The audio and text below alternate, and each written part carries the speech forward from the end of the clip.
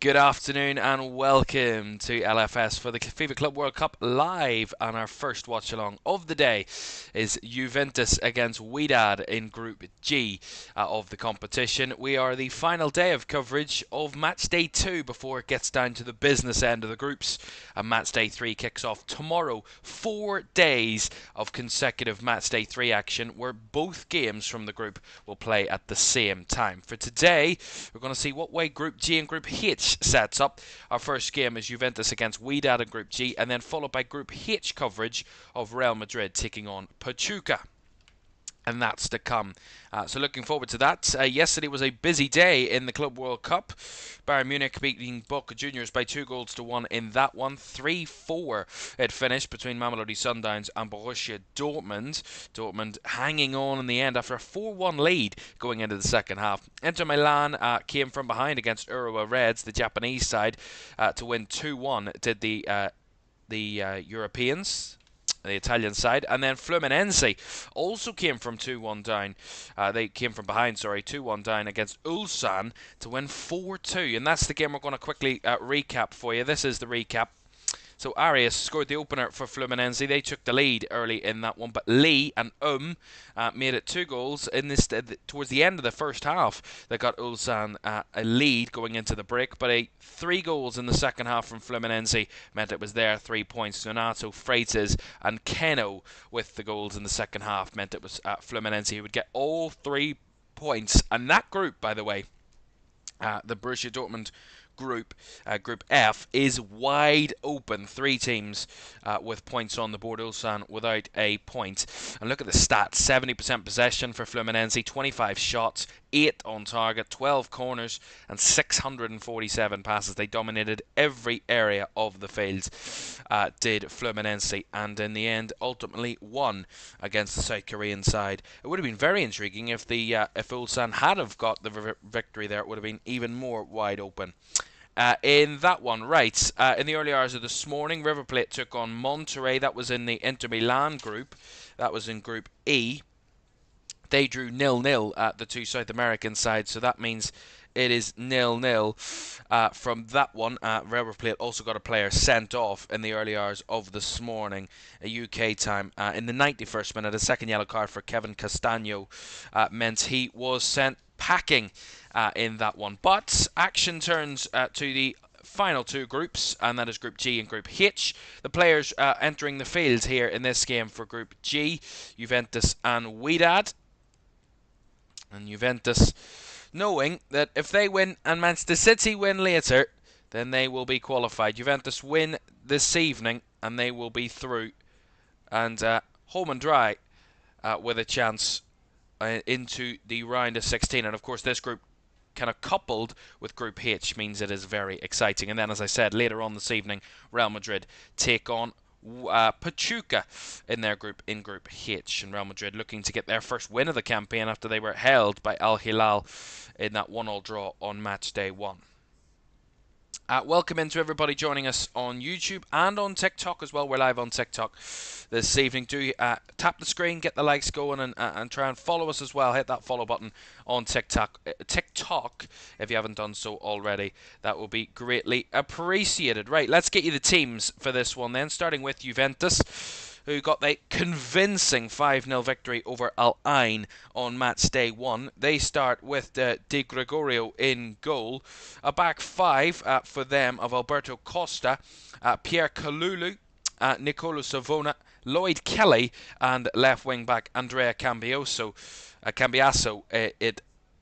wing back there. Back 5, so that's back 3 for Igor Tudor's side. In midfield, Weston McKennie is the captain for Juventus alongside Kefren Turam, with a front three of Francisco Conceição, Kenan Yildiz and Randall Colomuani, who leads the line for Juve this evening. On the bench for Juve, Garofani, Bonsoglio, Defara, Gatti, Rugani, Rui, Adzic, Luiz, Gonzalez, Koopmeiners, Kostic, and Mangula, Locatelli, Weah and Vlahovic.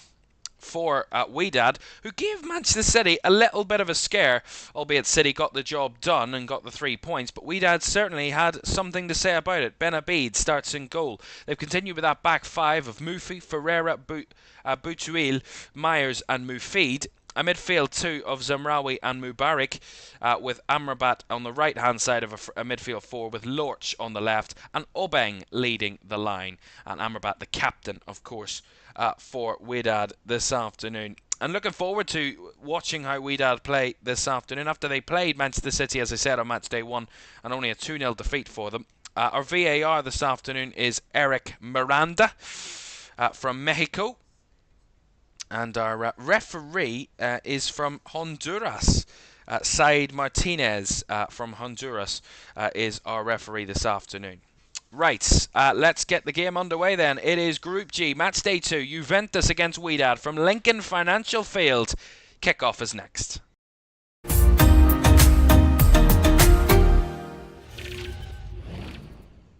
Thank you very much for joining us this afternoon here on YouTube and on TikTok as well.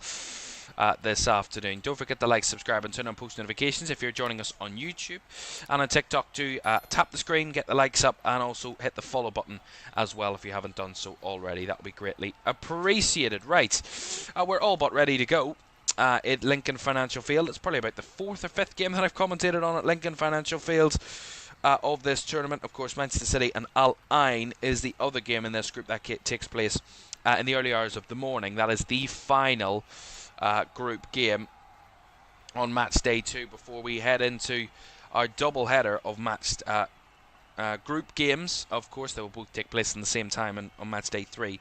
So Manchester City Al Ain is at 2 o'clock UK time in the morning. So an early Monday morning start if that's not what it is all about. Certainly I'll not be watching it. I've said that multiple times before, but it's true. I'll not be up at 2 o'clock to watch those games. But yeah, what we can tell you from Monday, Tuesday, Wednesday and Thursday evenings, we will be live for 4 selected groups that kick off at 8 o'clock UK time, and we'll be covering both games in those groups to a conclusion, and obviously we'll recap what has happened the night prior in the groups, in the other 4 groups, so you'll not miss a thing. And then we kick off round of 16 action in less than a week's time, 6 days time, and next Saturday we'll kick off the round of 16. We're about to get underway here at Lincoln Financial Field. Juventus against Wydad in Group G. Juventus with that thumping victory on match day 1 means they're in a very good position. Wydad needs something out of this, 3 points preferably, to keep their hopes of qualifying alive if they have any chance. We will see as they get us underway. Juventus in, of course, black and white as we expect, and Wydad in a change strip this afternoon. We thought they were going to play in red, but they've decided to make a change, and they've gone for that navy blue kit this afternoon for the Moroccan side. But let's see kind of how they approach this, Wydad, because they gave Manchester City a scare on the counter-attack in that first game, and they offered good attacking chances. They just couldn't take them on the day, and that was the issue. That was the problem with Wydad on the afternoon, because they certainly gave Manchester City a real good go of it. We'll see how they perform against the Juventus side, who couldn't get off to a better of start on match day 1. That 5-0 thumping of Al Ain in this group. Kind of took us by surprise how strong Juventus' start in this competition was.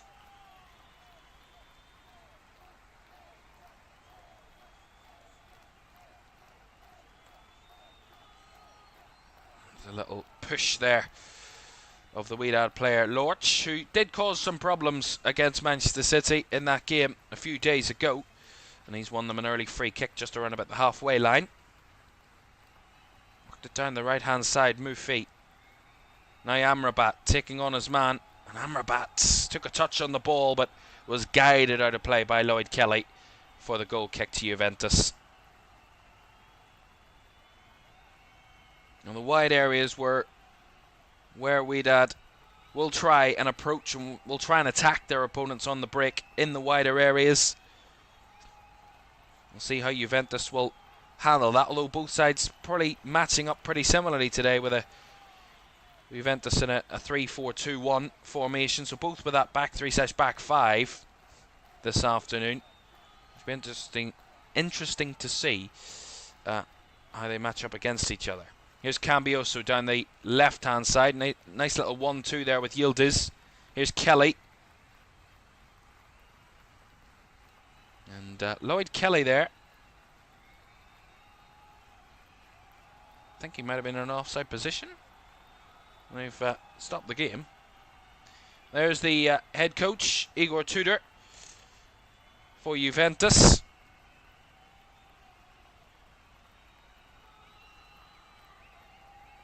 Not long in charge of Juventus, Igor Tudor. Certainly not been around very long. Only since March he's been in charge. 10 games that he's managed so far. Just lost one of those 10 games for Juventus. Of course, managed Marseille, Lazio, Hellas Verona, Udinese, Galatasaray previously.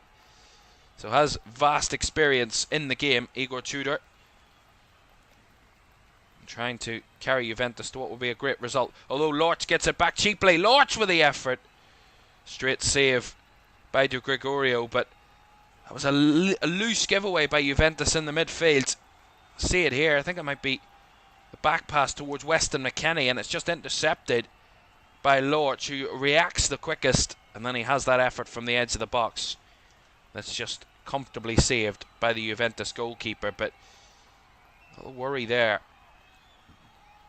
about that ability on the transition for Wedad to cause a little bit of a problem. Great to have you all joining us in the chat on YouTube. Thank you very much for joining us.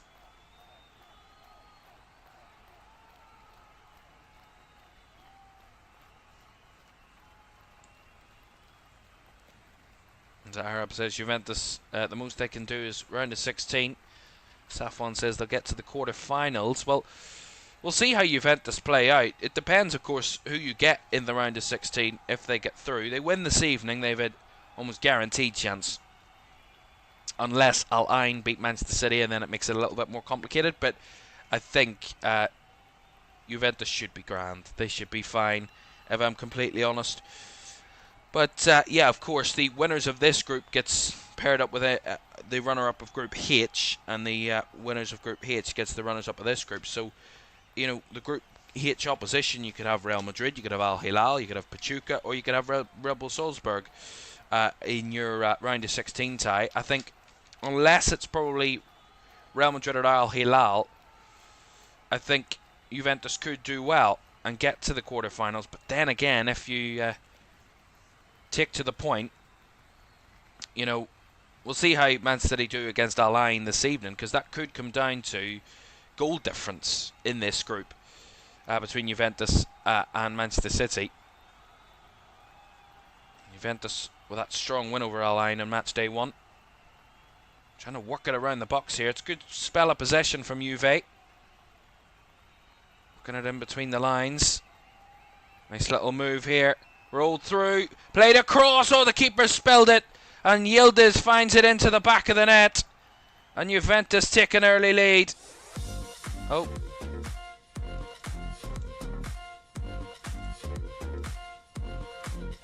And that is a early start. And Kenan Yildiz, who impressed so well against Al Ain in the first game. And he's got the opening goal inside 6 minutes for Juve. Again, really good possession in the build-up to it. Working between the lines, and then it's Yildiz that breaks through. See it here. Nice little combinations in and around the final third. Lovely through ball. That's laid off. And Yildiz just The narrow angle, the keeper just wrong-footed. It's a very good finish, and it takes a slight deflection, you would argue, as well, to take it away from the keeper. Yeah, it's deflected in by the number 14 there, Butuil.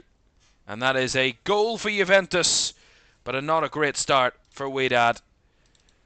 And Juve have that early advantage.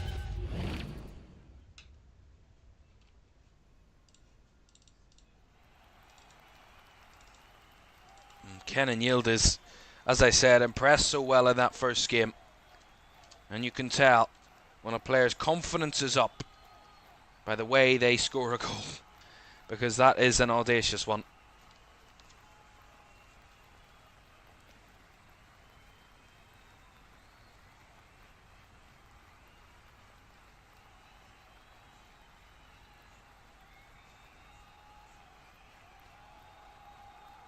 Trying to break down that right-hand side, but that's nicely seen out by Zemraoui there. And out for the Wydad throw in their own half on that occasion.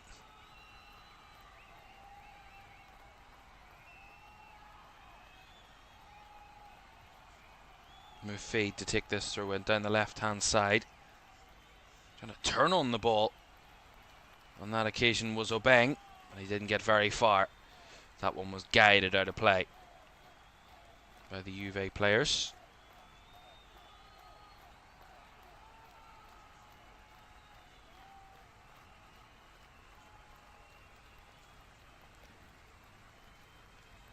Well, you've got to say, for Juventus, this could be an opportunity to kind of reinvent themselves. You know, they've not been at the top of Europe or competing anywhere near the top of Europe for a good number of years, and maybe this tournament could be that springboard for them for the future.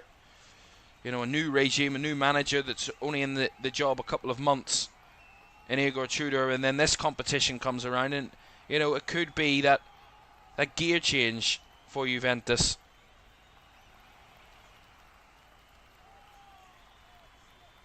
Although the Wydad fans are not too unhappy with the start that their team have produced, because they're still singing along, waving the scarves around in one section of Lincoln Financial Field. And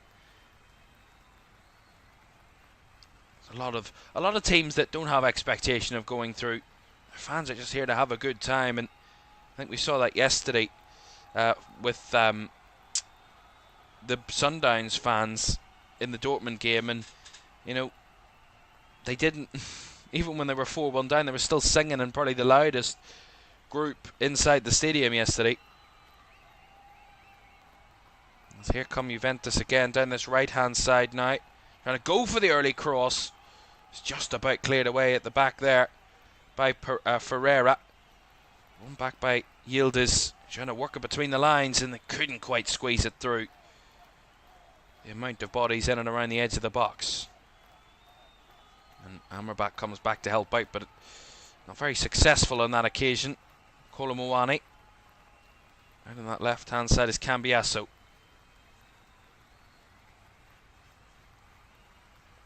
Thuram.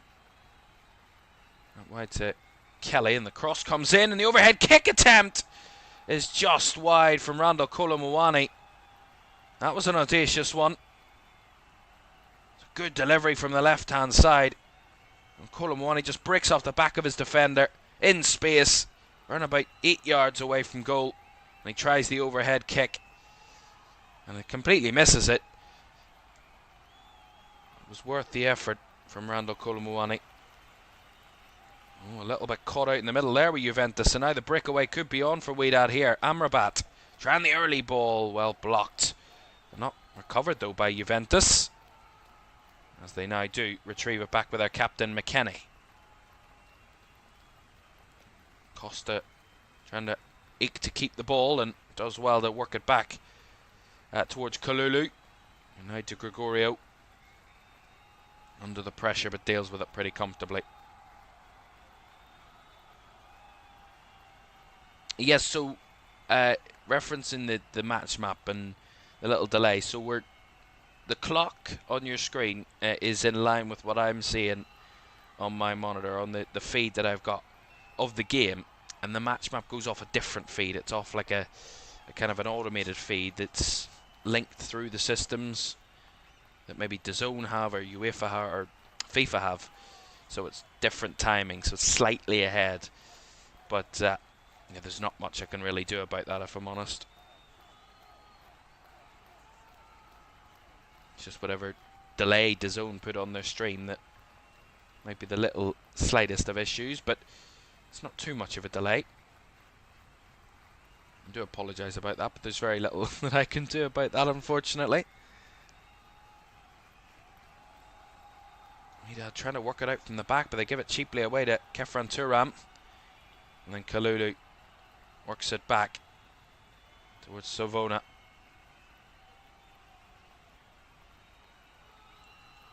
Juventus just trying to keep a bit of possession. Savona looking for the ball over the top here.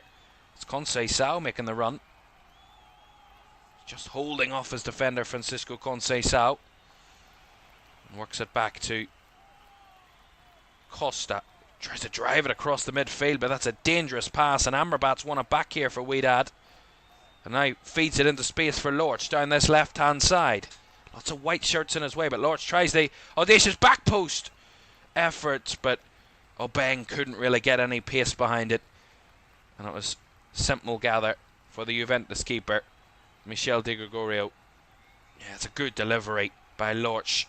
He's the man that they need to be wary of, Juventus.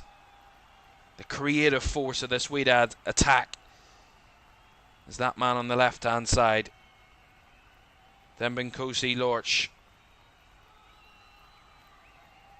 from South Africa, 31 years old. Is on loan with Wydad, actually from Mamelodi Sundowns, funnily enough. He's on loan until the end of July. Joined in January for that loan deal, and then we'll return to the Mamelodi Sundowns at the end of next month.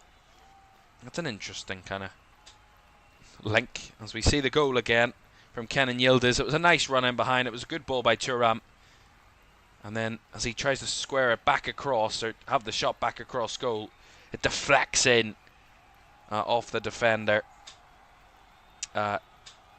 in that Butuil, and yeah, it's a little unfortunate, but a little bit of luck, shall we say, going Juventus' way. And they have started the better, dominating the ball for 70% of the possession so far for Juve. Here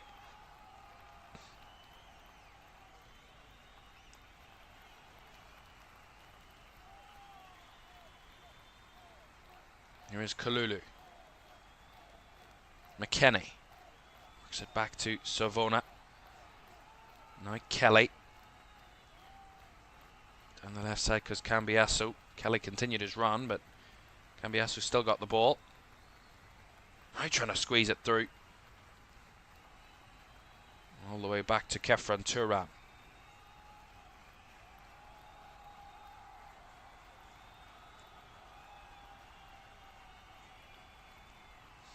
"15 minutes gone here. Juventus 1, Wydad 0. If you're joining us on YouTube, thank you very much for joining us for this one.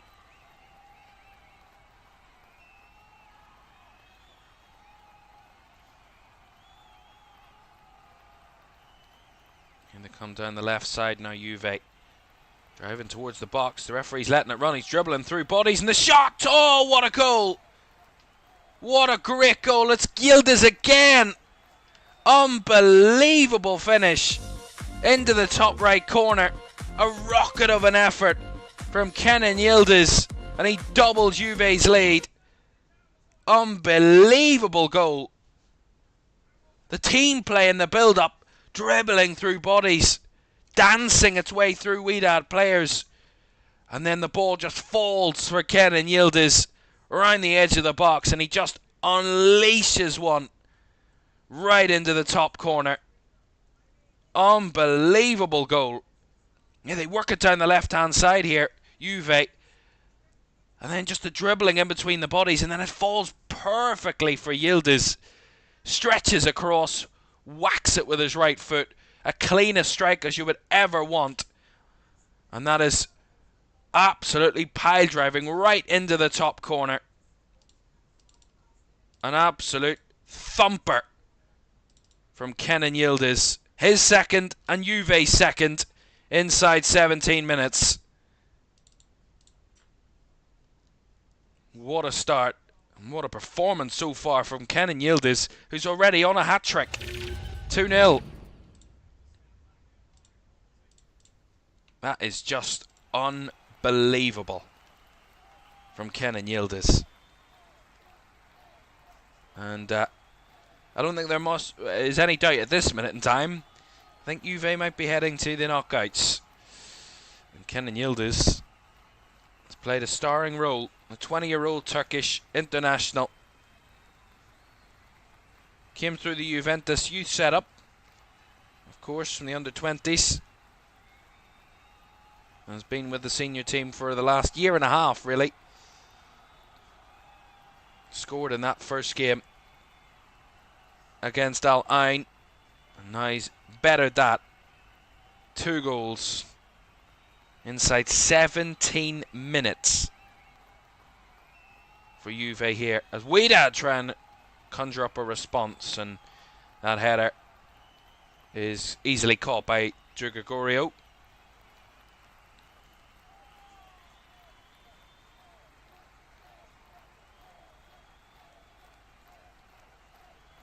Well, funnily enough, Kenan Yildiz is the difference maker a lot for Juve. Scored a goal in 3 games, which Juventus won by a single goal towards the end of the Serie A season, including their final game of the campaign. 3-2 win over Venezia, a 2-1 win over Lecce, and a 1-0 win over Genoa. All goals scored by Kenan Yildiz. And that's now a 4th game in a row that he's got at least 1 goal involvement in a game in a row for Juventus. So he's in a hot streak for Juve. And they lead by 2-0.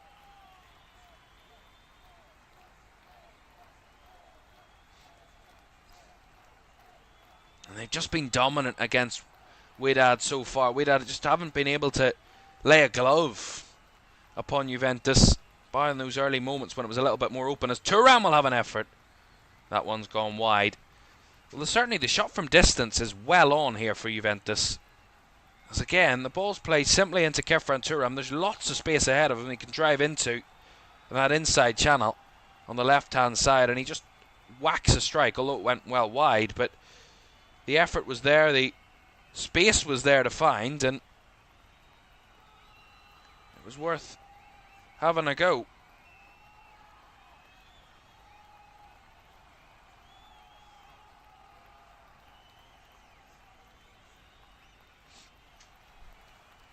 Amrabat picking up a little bit of space, but nicely challenged by Caoimhan Thuram. And Juve have the ball back. 20 minutes gone. Juventus 2, Wydad 0. Both goals scored by Kenan Yildiz.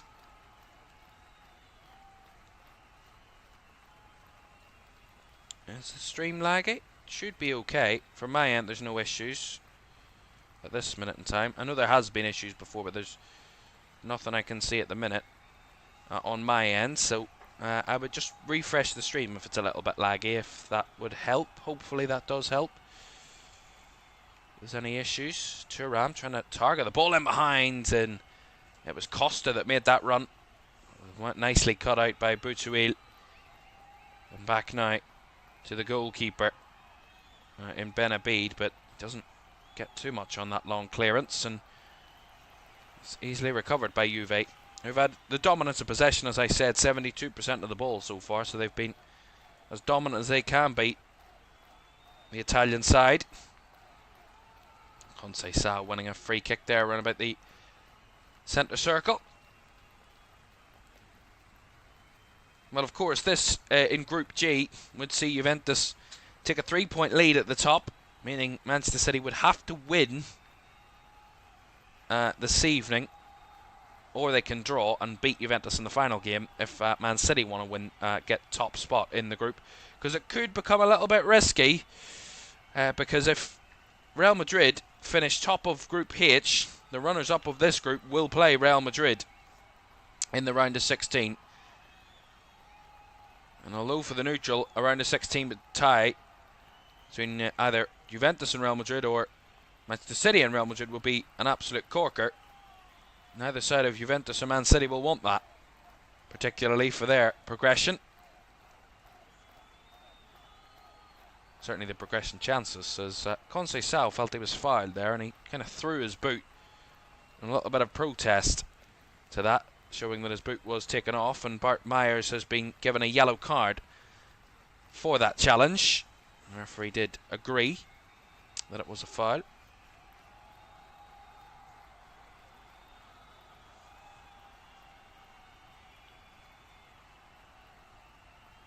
So Cambiasso is over this free kick on this far right side. A chance for Juve to get the ball into the box from a set piece halfway through the first half. Cambiasso goes low with it. The cross finds Conceição, who's caught on the ball. He went down for a split second, but it wasn't a foul, as Cambiasso has it back again. Battling through the lines, but the ball's just flying everywhere at the minute, and then sent up into the air by Savona down that right-hand channel. A little bit loose, that moment of play. Neither side really got a grip of it there. That's Hall. Costa, a scramble to keep it alive. It's gone for a throw to Wedad, which they've taken quickly, but then they thought they'd surrendered the possession. I think the referee's given them a free kick here. He has. Well, they're keen to get it moving quickly, Wedad, but at the same time, not able to progress the ball forward very much and get it into good areas that they can cause Juventus some threat. And Juventus have got that, obviously, that confidence that they will have, being 2-0 up so early in a game. Wydad need to show some fight back. Let's see if they can. As there's their head coach in deep thought and writing things down on that clipboard. Throw in down the left channel. Nice little ball towards Amrabat here. He's got a free man running through, and he's played it through. Here's Lors, chance, goal! That was what they were waiting for. And it's Lors that gets a goal back. And Wedad are right back in this mix again. That's exactly what they needed. It came from a throw-in. The ball worked to Amrabat, who broke off the back of his man. And look at this, 2-on-2. But what an angle to make. Lovely through ball by Amrabat, and then Lors does the rest. Chips to Gregorio. And that's a very strong, confident, competitive finish. And Wydad have a goal back. And maybe, just maybe, Juventus aren't an easy street just yet. And Wydad might show a little bit of fight back. Juventus 1, or Juventus 2, Wydad 1. And that's that man I talked about, Thembinkosi Lors, is that man who gets the goal back. 2-1.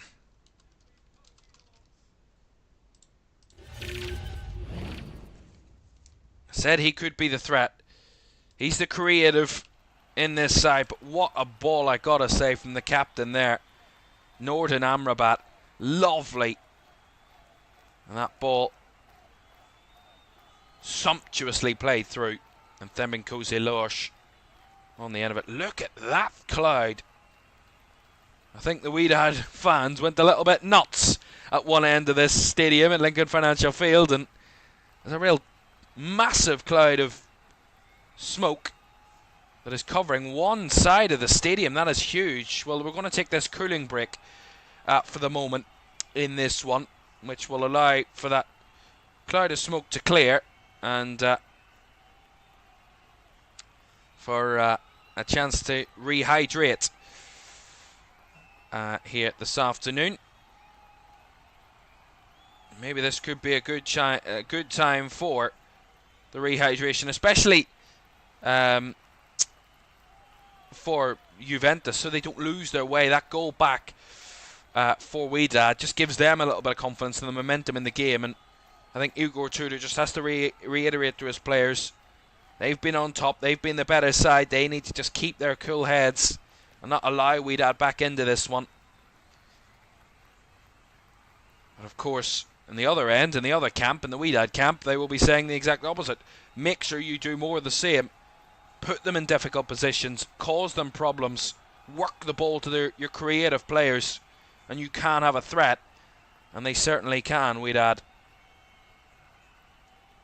You got to see that Kenan Yildiz goal. That second goal again is absolutely unreal. The connection he gets on this and how precise it is, how perfectly into the top corner it goes. It's fabulous. Unbelievable goal from Kenan Yildiz there. At 31 degrees Celsius at Lincoln Financial Field. It's not baking sunshine, it's an overcast day, but the heat is still duly felt. It's a lot cooler here in the UK, by the way. Only 17 degrees here in Belfast today, which is a lot more comfortable. Certainly for me, anyway, than it has been over the past few days. So we still have this cooling break, which I think that cloud's actually made the pitch more misty than what it was before. It's kind of dissipating, but it's still covering a lot of the pitch, so might have a little bit of a delay. Don't forget, later this evening, another game to cover for you. Group H, Real Madrid taking on Pachuca tonight, 8 o'clock. So that one to look forward to. Real Madrid need to get a first win on the board after that 1-1 draw with Al Hilal on match day 1. They missed that late penalty to win the game, did Real Madrid. So we'll see how they play a little later this evening in that game. As Arab says, it's currently 8 PM, almost 9 PM, and it's 37 degrees. Whereabouts are you, Arab? Goodness me, 37 degrees at 9 o'clock at night. Good God, I couldn't imagine that. I couldn't survive. And I struggle with 20-degree heat during the day. Never mind 37 in the evening.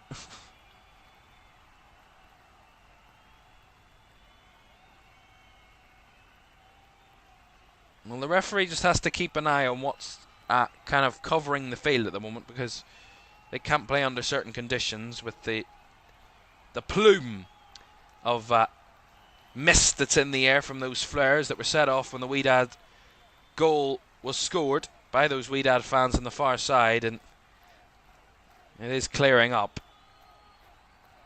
Might take a minute or so just to completely clear the stadium. Of course, an open-air stadium, as are most American stadiums. Lincoln Financial Field, one of those open-air stadiums, so it will clear a lot quicker than it would elsewhere. But the referee is going to play the drop ball here for Juventus in their own half, just to get the game restarted.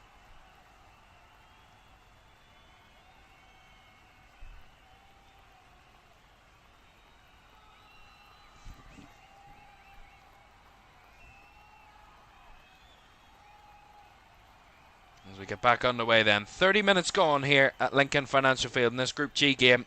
Juventus 2, Wydad 1. Kenan Yildiz with the 2 Juve goals so far that had them 2-0 up.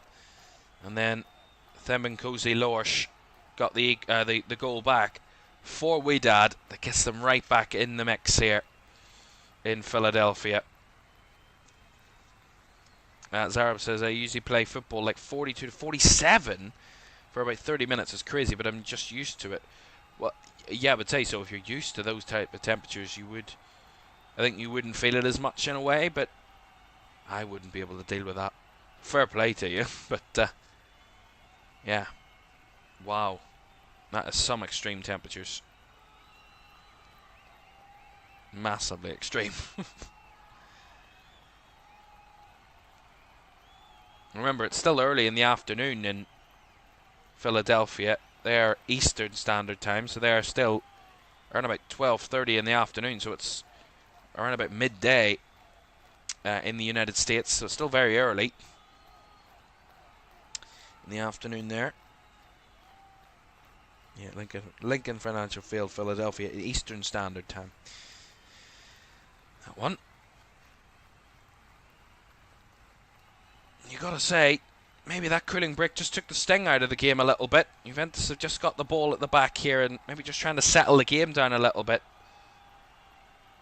Just reaffirm a little bit of control for their own assurances in this one. Kalulu. Thuram. No real press from Wedad. They're just happy to sit a little bit more in shape. Try and force Juventus into a little mistake of their own. As that ball comes all the way back to Di Gregorio. The Juve goal. Savona. Kalulu. To McKennie. Kalulu again. Finds Conceição, who drops a little deeper to try and carry Juventus forward. They're right about sitting on the halfway line at the minute. Not able to really progress very far.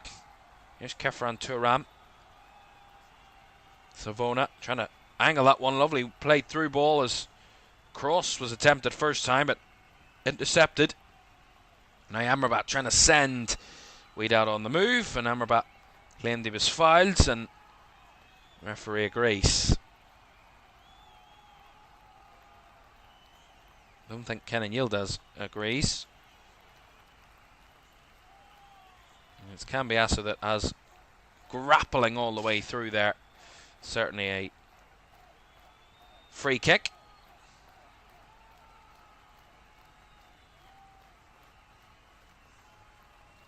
Kick forward down the right channel towards Amrabat, but again Juve able to try and recover it and bring it down to feet.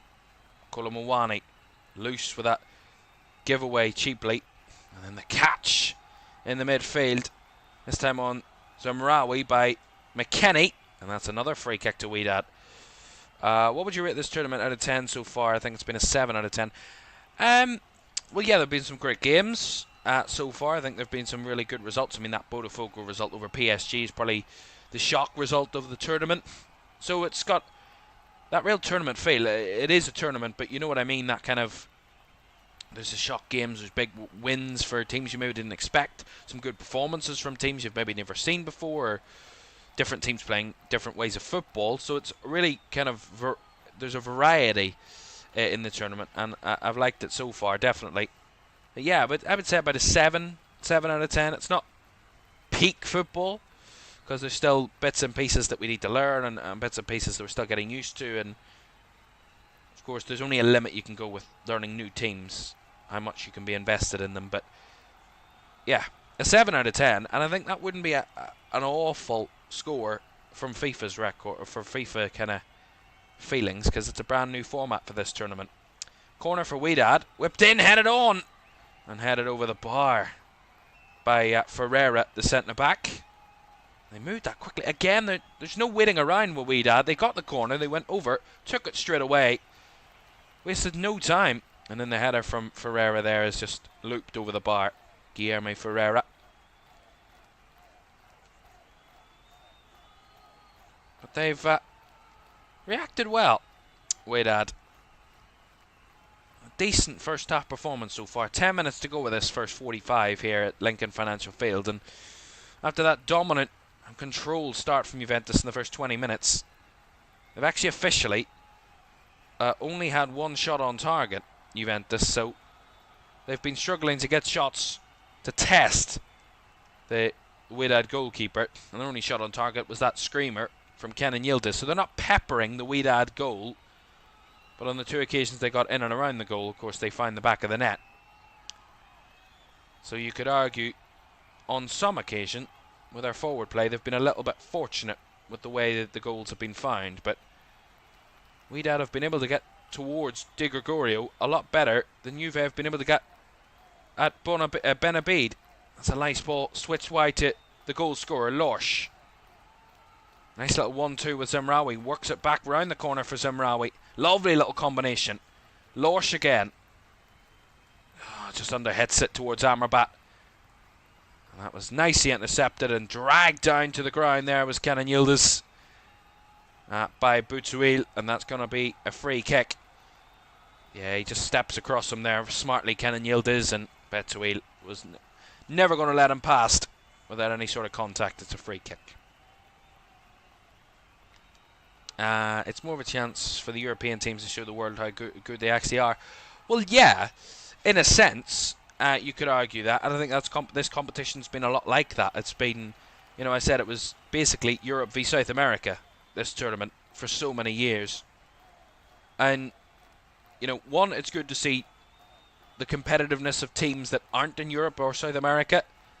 With Wydad, for example, from Africa, from Morocco, a continent that gets very easily ignored when it comes to football, Africa, but they've got some very good teams. Mamelodi Sundowns from South Africa as well, putting in good performances.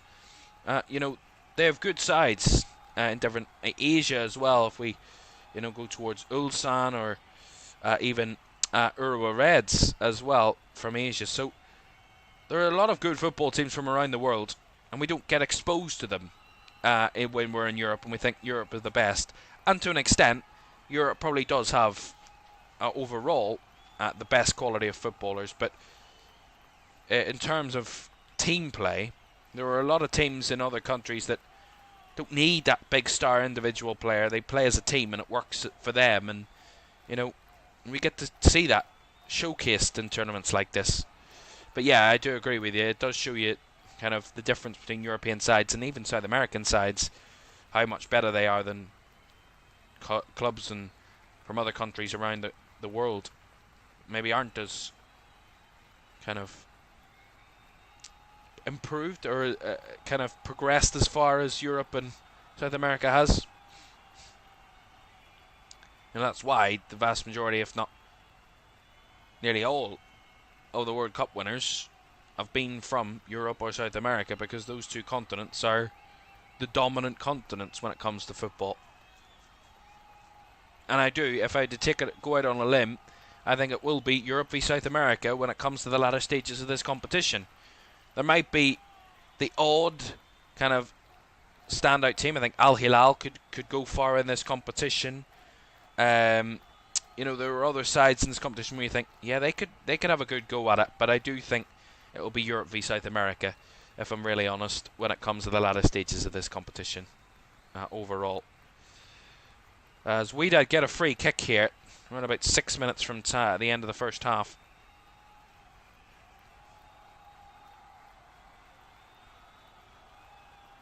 It's Amrabat that's over it. Right-footed delivery, the flick-on header again. It's a nice delivery, but the header this time, I think it was Zimraoui, and he just couldn't keep it down on that occasion. Lovely delivery into the box. It was actually the number 22, Bart Myers, that got that header, and it goes over the bar.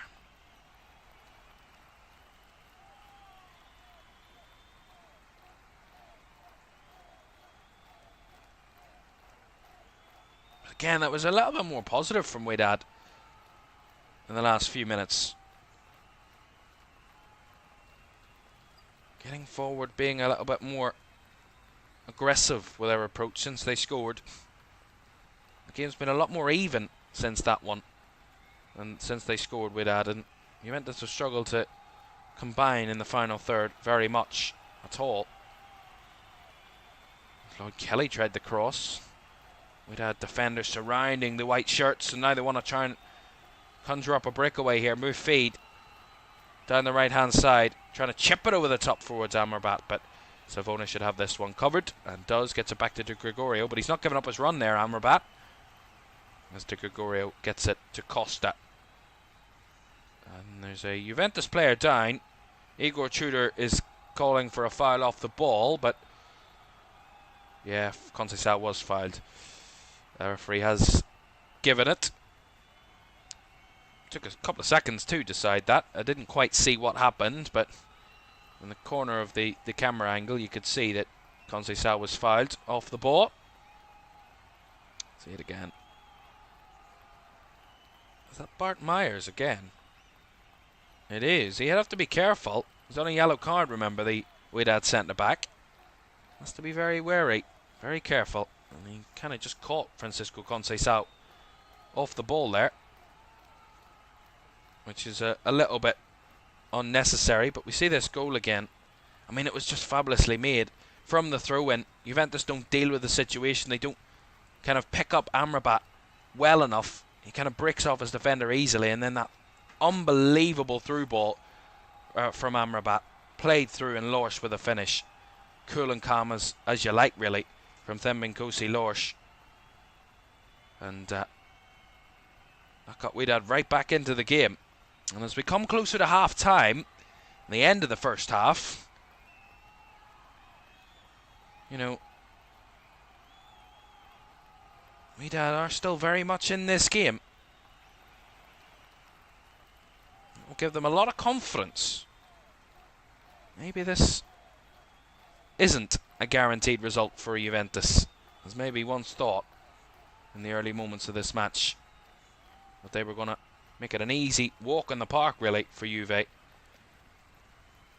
Obeng applied a little bit of pressure on De Gregorio.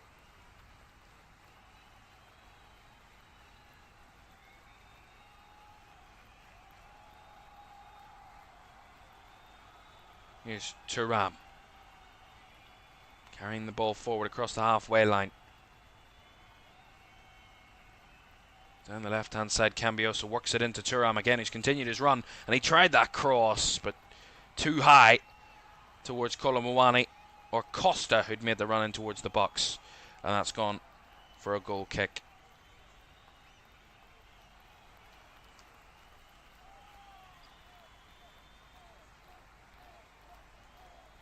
Mufid will take this throw in for Wedad. Around about 2 minutes or so to go in the first half.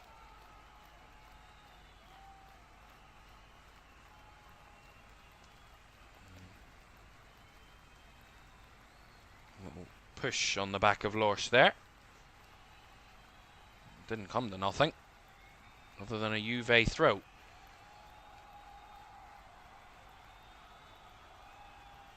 I want to end the half strongly, Juventus. I want to assert a little bit more dominance, a little bit more momentum in the attacking third of the field, because they've lost their way a little bit. Costa with a nice cross, but it's cleared away by Myers from Conceição, and out for another throw-in. This time on the right side. Costa tries to work it in behind for Conceição, whose control made him lose complete balance. And as Wedad broke away, a foul there on Obeng. That means that's going to be a free kick to Wedad, but Conceição stayed down, and I think he might need treatment. It looks like he will, but it's all of his own doing, really. He jumped up to try and take control of the ball, and as he landed, he kind of went right down upon his right shin, and he is in real pain here, Francisco Conceição.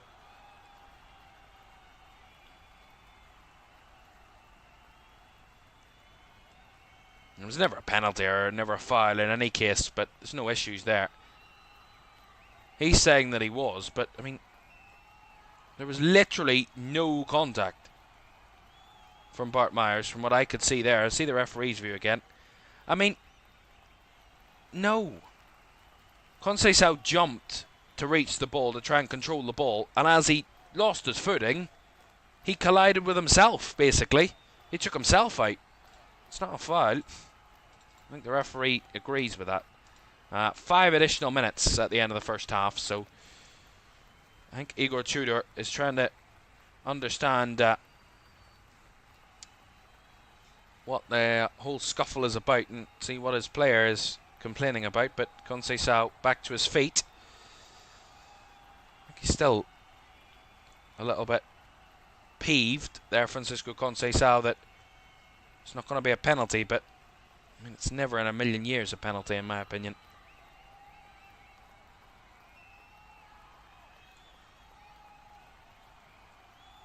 So we get back underway. Costa around the ball, around the corner towards Colomwani. They've set off the flares again, those Wydad players. Now Mufid is down off the ball. The left wing back for Wydad. Slightly caught as Costa played that ball forward. It's just inadvertent, really. They're both going for the ball. He's just caught slightly there, unfortunately. So we have another stoppage here for the moment. Got a little bit scrappy towards the end of this first half.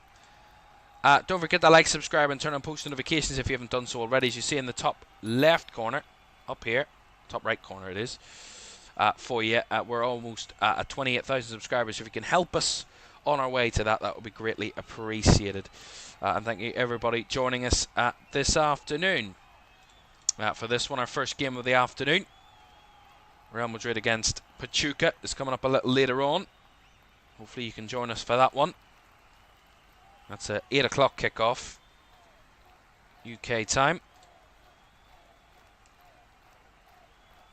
Live from around 10 minutes before kickoff for that one. 2 minutes of the 5 added have already been played, but we've barely played much of that. So we might have even longer than 5 added minutes at the end of this half.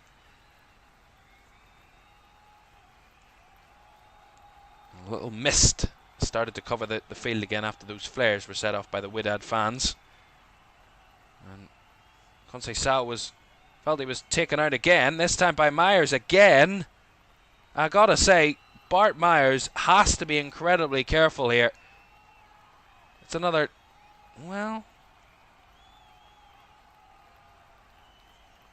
I mean, Bart Myers has to be careful because he's right involved in all of this. But again, Francisco Conceição has tripped himself up and then put the blame on Myers. I mean, he literally stood on his own foot there. Tripped himself up, Conceição. I mean, just calm your head, refocus, and just get back into the game. He's been very just complaining constantly, Conceição. Here he is on the ball. Left-footed delivery towards the box. It had to be cleared away by the Wydad defenders as Costa tries to keep it alive, and he has to work it back the way with Lloyd Kelly. And now Kalulu, who will play it back to Gregorio in the Juve goal. Poke Collector says, love your commentary watching from Hong Kong. Thank you very much indeed. Great to have you with us. Great to see people joining us from all around the world.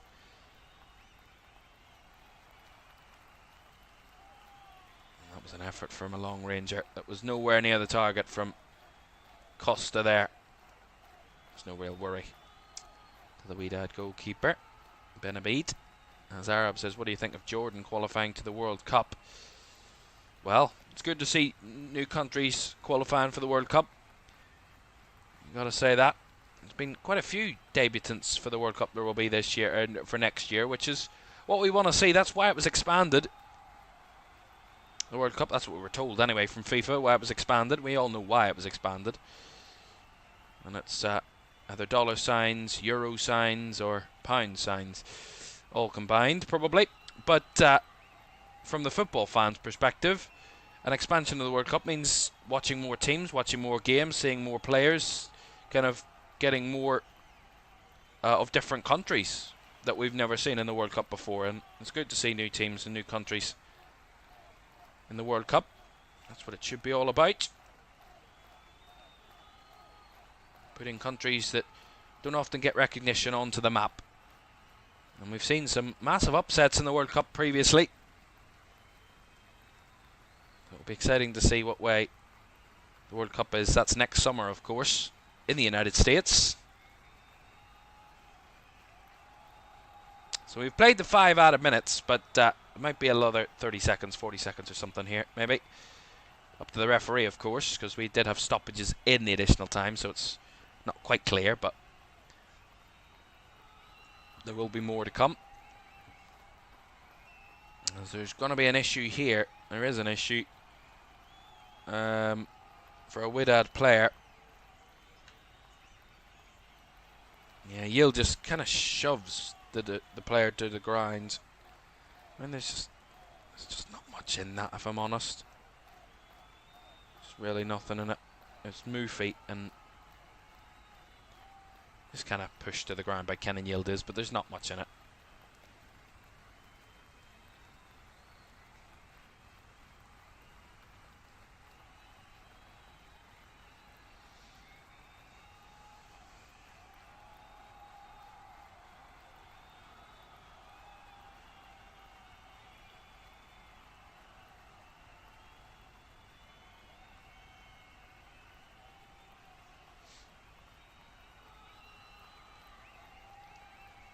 So free kick here for Wedad. Around about the halfway line. It's Amrabat will take. Flies it forward, but the header from Costa puts behind for the corner. There will be no time to take that corner, as there's the half-time whistle.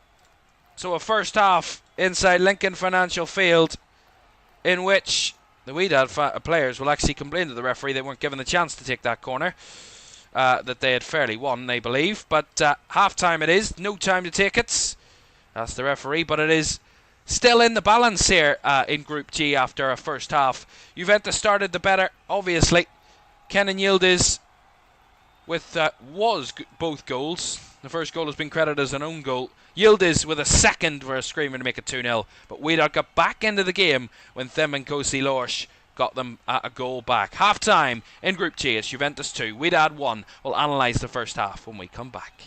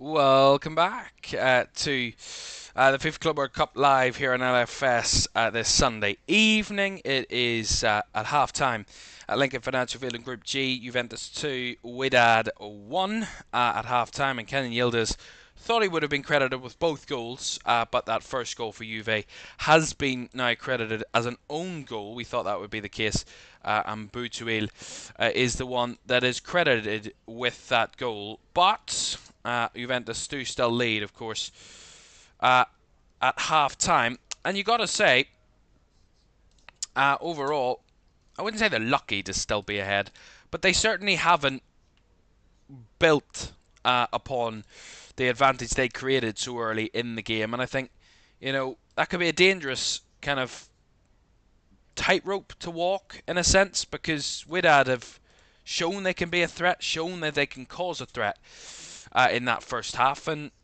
moments of that first half they certainly did. And of course they got the goal back at 2-0 down when you thought Juve were just going to cruise to a result, but they got that goal back, Wedad, and it gave them that confidence towards the end of the half to just keep things at bay and maybe work things out for the second half. And Juventus had all the control in the first 20-25 minutes up until that Wedad goal. Once that goal was scored, it was just a little bit more even, a little bit more kind of broken apart. It wasn't as connected from Juve as it was in the first 25 minutes.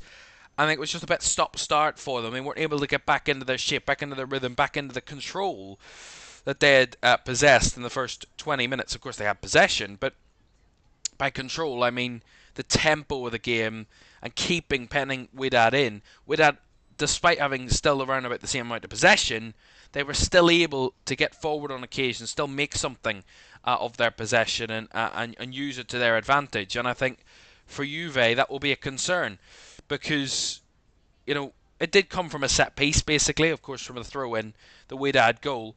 But from Juventus' point of view, it was just a little bit in a moment of the game where they just didn't need it to happen. I think if it had stayed 2-0 to half-time, Juve would have been in a very good position.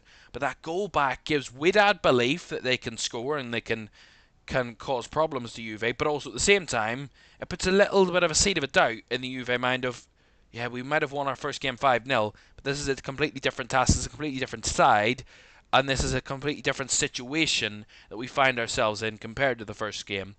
And I think it'll be interesting to see how Juventus deal with that little bit of pressure. But also, they need to realise as well, they're leading this game. They come out with the mentality they did at the start of the first half into the second half. And if they take that in, they will, obviously, we believe they have the better quality out of the two teams that should carry them through. But they just don't want to lose their heads. And I think it was crucial at one point in the game when Wydad had just scored. We got that kind of cooling break in the game. And I think it couldn't have come at a better time for Juventus, for their manager Igor Tudor just to calm them all down, reset and go, look, let's just settle, let's get back in our rhythm, let's work the game again and do what we were doing before the goal. Nothing really has changed, just keep focused on the task. But they still struggled a little bit. Wydad were able to get forward quicker, so I think they might have to look at things at half-time, Juventus. But again, they're not in crisis zone at any point here or in any way, shape or form. They're still in control. They still got this game in their grasp. I think they just need to come out in the second half and assert a little bit of dominance in the early moments, because if Wydad come out with a positive mentality and come out with more aggression at the start of the half, they will only grow in confidence, and with only the one goal difference, it could bring them right back into the mix of trying to get something out of this game, Wydad. So they need to be careful of that, Juventus. But at the same time, Wydad have that belief that a goal will give them, and has probably given them to the end of that half, that they can get forward. And if they work it to their most creative players, in your Amrabats or even your Lorsches or even maybe Obeng, who's not really been massively involved in the game, the centre forward, work it to those players and you can create something good. But I think possession-wise, I think maybe Wydad will want a little bit more of the ball just to kind of use it a little bit better. But again, a pretty good first half, one where Juventus will have to be careful going into the second half, but also Wedad will also have to be careful themselves that they don't come out with too much aggression, too much positivity, and put too much on the line, and then end up conceding a third goal and the game's completely away from them again. So they just need to be wary, both sides, going into the second half. But it's tight, and let's make it interesting. Let's show you what the tables look like at the moment then, because we can have a quick recap of the group tables at half time here. So this is the way it stands. Group A and Group B after match day 2. Palmeiras leading Group A ahead of Inter Miami, who are both on 4 points. Porto on 1 point, and Al-Ahly also on a point at bottom of the table. So theoretically, they can all still progress, but it is very unlikely on that occasion. But we'll see what comes of that one on match day 3. Group B, we'll be focusing on tomorrow evening on match day 3. Botafogo, 2 wins from 2 there, leading the group. They face Atletico Madrid tomorrow. PSG are in second, so they will be taking the other spot to progress. Atletico will be dropped. They will be going out at this stage. But it could come down to goal difference with Botafogo and Atletico playing each other. Goal difference could be huge come tomorrow. And the Seattle Sounders, they would need a mini miracle. If they were to progress, they would need to beat PSG, and Botafogo beat Atletico if they were to progress, and that would be a massive upset to see both European sides out of Group B. I don't think that's going to happen, but you never know. Anything is possible. Group C and Group D then. Group C looks like this. Bayern Munich already qualified after their back-to-back wins and their massive goal difference, so they're already through to the round of 16. Benfica will fight Boca Juniors for the final place. It's unlikely that the Boca Juniors could find a way through, but Benfica will have to face Bayern to see how that comes about, and if they win that, then they will top the group, Benfica. But Bayern already qualified, so they're comfortable heading into match day 3, and Auckland are already out because they can't catch second place at the moment. Group D, Flamengo have already progressed, so they are top of the table and through. They're not guaranteed top table, but they are through. And they will be heading to the round of 16. Chelsea and Esperance play each other, that's why. And the LAFC are out. So it comes down to Chelsea and Esperance in that game in a few days' time to decide who will be going through between those two for the second spot. Into E and F then.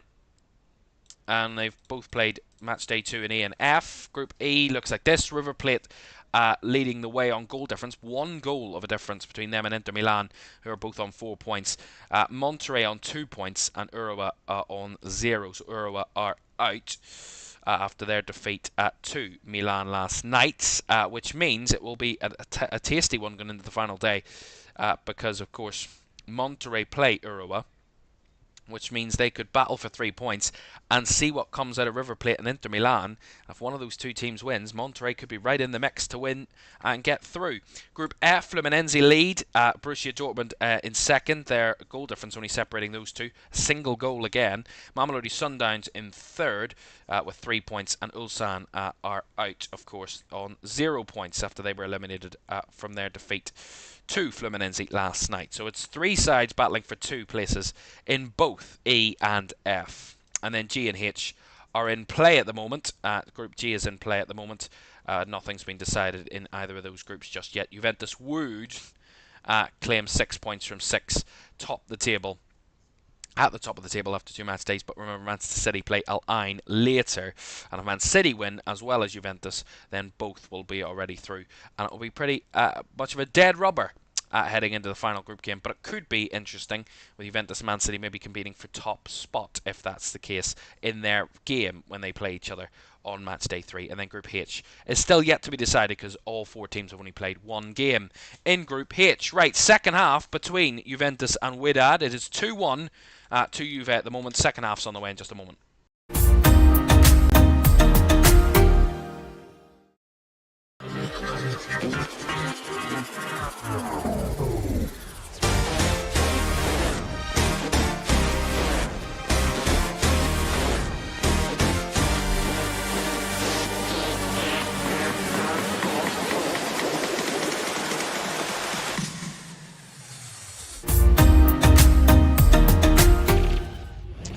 Welcome back to the FIFA Club World Cup live on LFS this Sunday evening. Great to have you with us. Don't forget to like, subscribe and turn on post notifications if you haven't done so already. That would be greatly appreciated.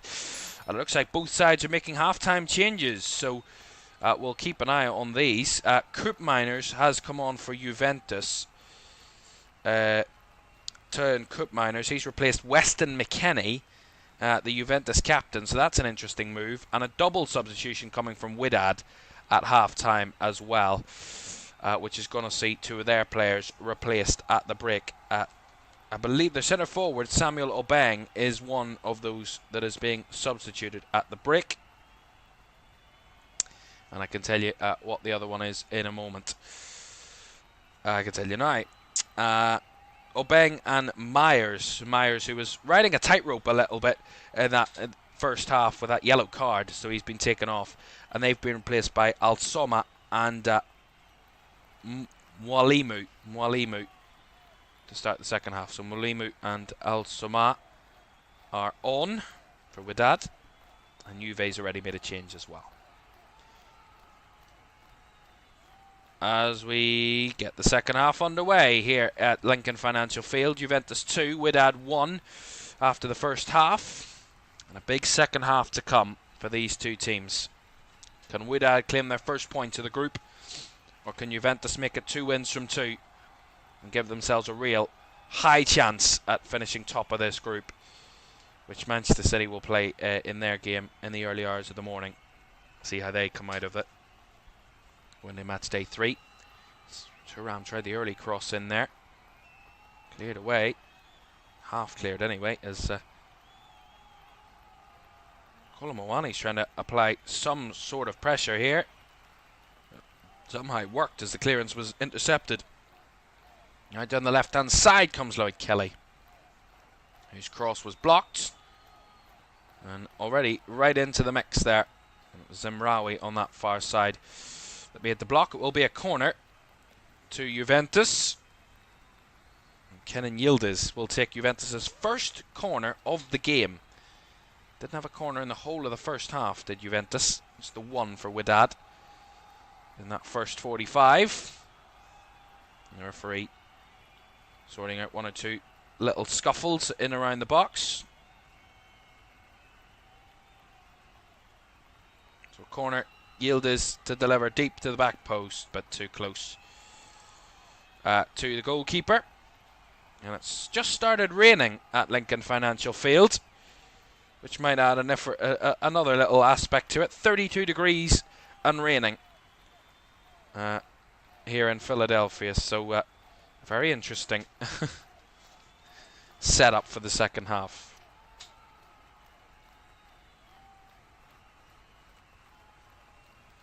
Mufi down the right hand side, lovely little ball through to Amrabat. Amrabat chops back onto his left side. He tried to loop it to the back post, but De Gregorio watched it all the way and caught it well.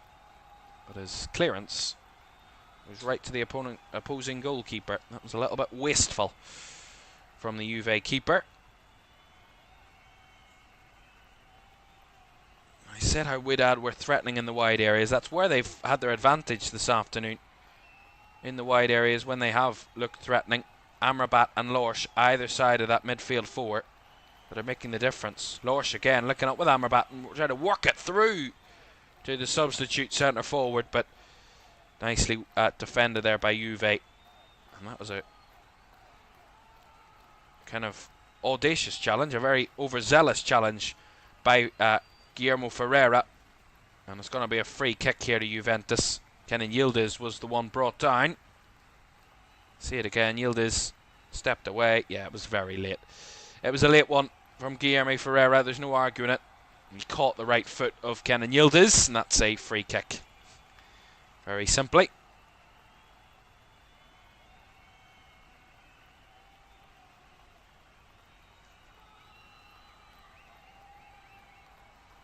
Well, just for your own information, you can vote for Player of the Match on FIFA.com/POTM.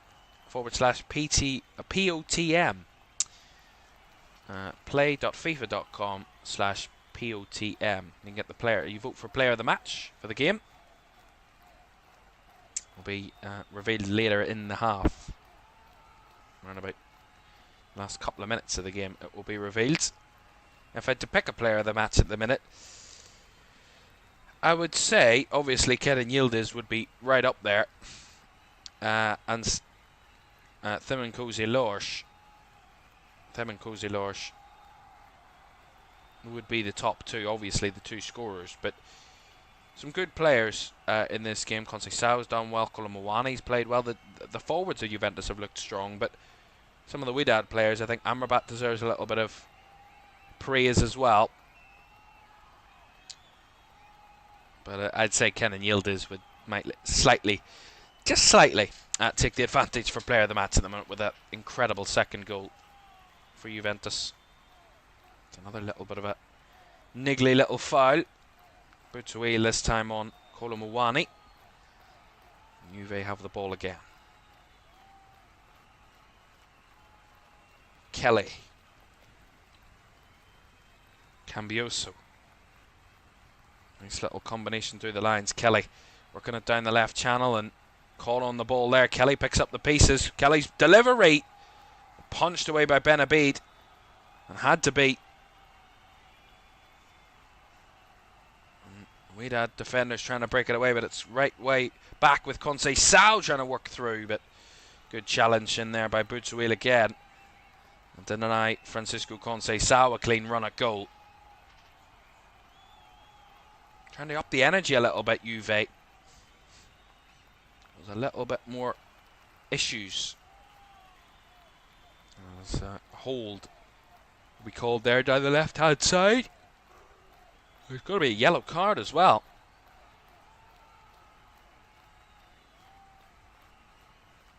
The referee, no doubts about that one. And it's Caoimhan Ferris again. Very late on Cambiasso there earlier. Ball over the top here towards Amrabat for Wedad. Tried to keep it in play, but he just couldn't on that occasion. And now Juve want to break away down the left-hand side here. A little bit short on the return ball towards Caoimhan. Or from Caoimhan, sorry. Here's Cambiasso. And this play will be called back as it was an offside from Juventus. A little bit delayed there. Thank you very much for the officials there to delay us a couple of seconds. It can then confuse me completely as to what was actually happening. Now you can certainly see that Juventus have tried to up the tempo, they've tried to up the energy between the first and second halves, and definitely trying to outrun Wedad a little bit. Try and go up a gear further than they did in the first. Try to angle that ball, Costa, out wide. Couldn't quite find it. That was a nice little combination from Lors there. And now they want to break away. Here to Wedad, down this right-hand side. Here comes Amrabat. He's got bodies flooding forward. Worked round the corner to Mufi. Tries to cross, but headed away by Thuram. Was brought down by Yildiz, and that's going to be a free kick as there was a handball by Amrabat. No intention, but Amrabat indeed did. Ball did come off his arm, it did. Caoimhan Yildiz has kind of laser focused eyes as he saw that around the player's body, but he was completely right. It was a handball.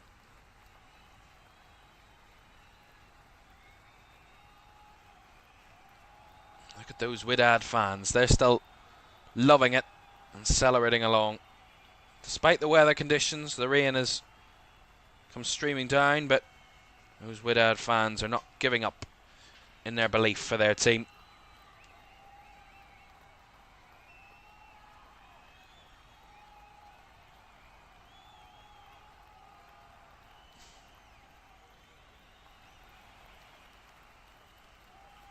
Oh, it's a nice ball in behind here. It's Cambiasso who's made the run. And they cut back. Couldn't find a teammate. And Mufid was in the cover, but I think there was an offside flag up anyway against Cambiasso. Yeah, lovely threaded through ball. He was just offside. Thuram. Nice little drag back. Keeps a hold of the ball. Costa on the right side. Costa with the early cross and targeted towards Randall Colomawani, but Boutouil again heading it behind. Getting his head to it first, ahead of the Frenchman. And Boutouil will give Juve a corner here on the left-hand side. Just under a little bit of early pressure here are the Moroccans in this half.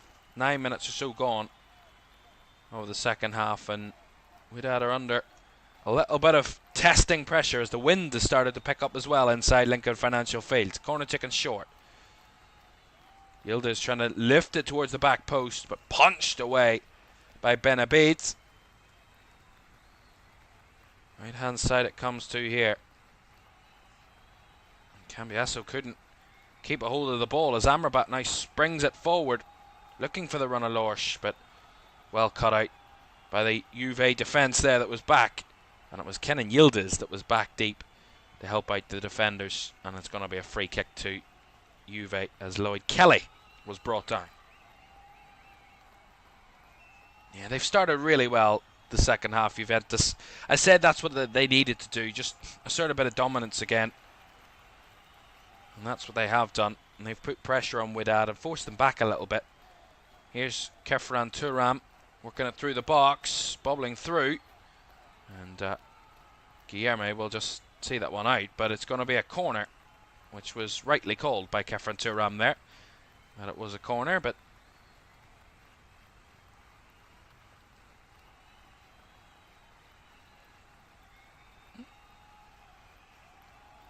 maybe they did spot something that they didn't need to there, the officials.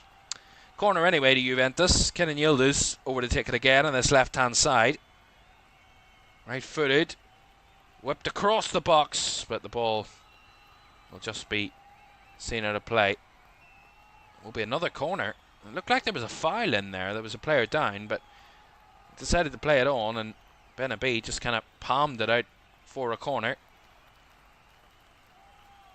So another Juve corner in this half. They're racking up the numbers in terms of corners. This time on the right hand side, and you can see the players' shirts waving in the wind that has come about with this rain. A change in the conditions. Left footed delivery from the corner. Whip around the back post, off the post, and cleared away. And Wedad now trying to spring a counter, but given no chance to. What a chance for Juventus there from the corner. Whipped in beautifully and spinning round the back was Andrea Cambiasso, and he absolutely whacked it off the left post. Tried to guide it with the side footed of his left foot, the inside of his left, and Cambiasso couldn't direct it towards goal and just whacked it off the left post. That was a little scare and a close moment for an unmarked Andrea Cambiasso round the back post from that corner. Still 2-1. Juventus are starting to push for that third now. You can feel it. The way they're playing, the confidence starting to grow again, and their dominance starting to grow a little bit more from Juve.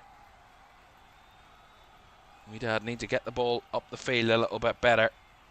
Just haven't been able to in the second half so far.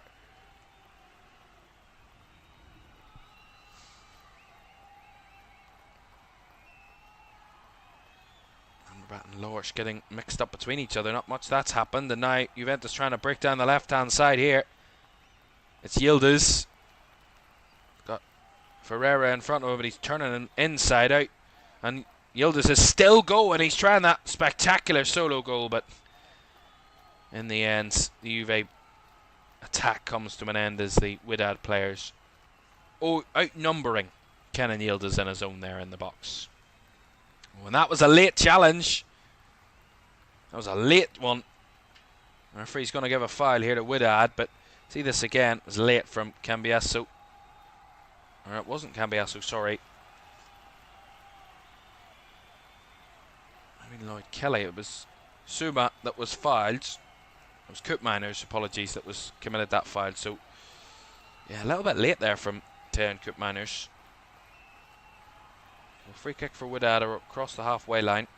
As the Arab says, the weather is just crazy in the US. So some of the games got delayed. Yeah, they did, but a lot of the thunderstorms and the weather conditions have been so erratic in the US over the last week or so that a couple of games got delayed. The game was yesterday or the day before. We were doing a game, was it Friday? Yeah, it was the Flamengo-Chelsea day, and the Benfica game against Auckland was delayed for a good hour or more due to the weather conditions. It was half time in that game, so they'd still a whole other half of football to play. We ended up getting it played, but yeah, there's been quite a few weather delays in the US in the games over the last number of days. Luckily, none of the games have been able to. All of the games have been able to get back underway eventually and resume, which is what we want. We don't want abandoning games or any of that type of stuff for having to cancel games. Touch wood, that continues to be the case. So 60-minute mark here at Lincoln Financial Field. Juventus 2, Wydad 1.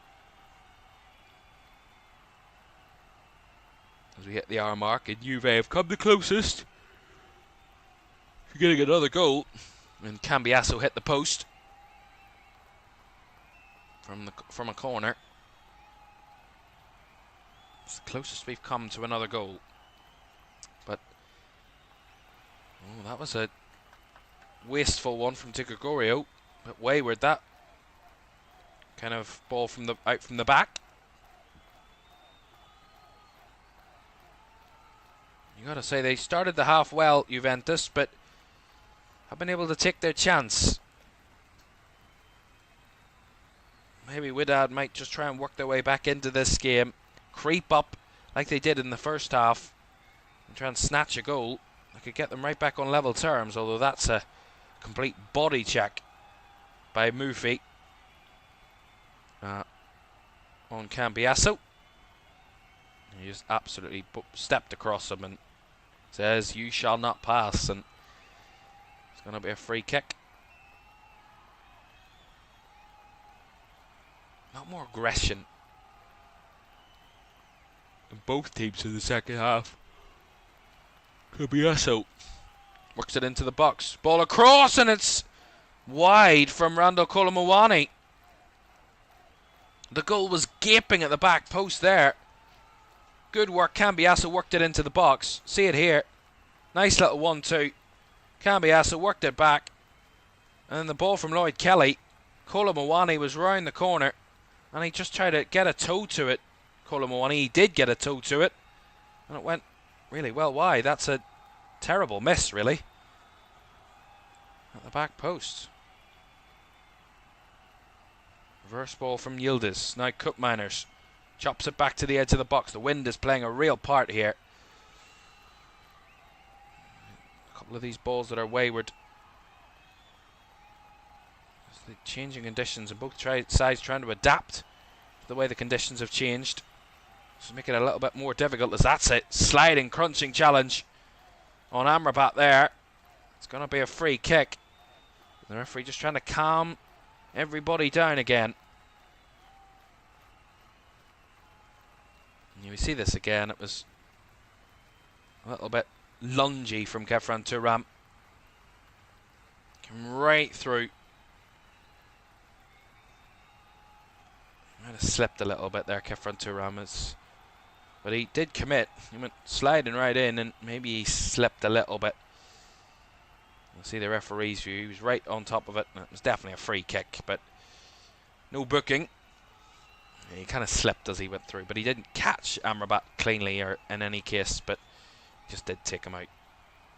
Nice tick down there from Zamraoui, and now Amrabat trying to work it across, and the shot is wide. They wanted a deflection there, Wedad. They said there was a deflection. The officials disagree. See this again. Good hold-up play. Lovely through ball to Amrabat, and then Amrabat switches it back across. And the run continued. And the shot took it did it? Well, Don't know if it did take a deflection. It was Al-Suma that said it did, but not from what I could see there. Omar Al-Suma, I think, had the last touch. Goal kick. Zarab says, if Botafogo win against Atletico and knock out Atletico in the group stage, it might be the worst performance from a European side for a long time. It would be. It very much would be. And if Botafogo could beat PSG, they can certainly put Atletico and cause them a little bit of problems. Remember, that's the game we'll be watching tomorrow night, 8 o'clock kickoff from Group B. Both games will be live, but we'll be focusing keenly on that Atletico-Botafogo game, which we'll be keenly watching. Where is that being played, actually? That's a good question. Rose Bowl. Oh, the Rose Bowl. Lovely.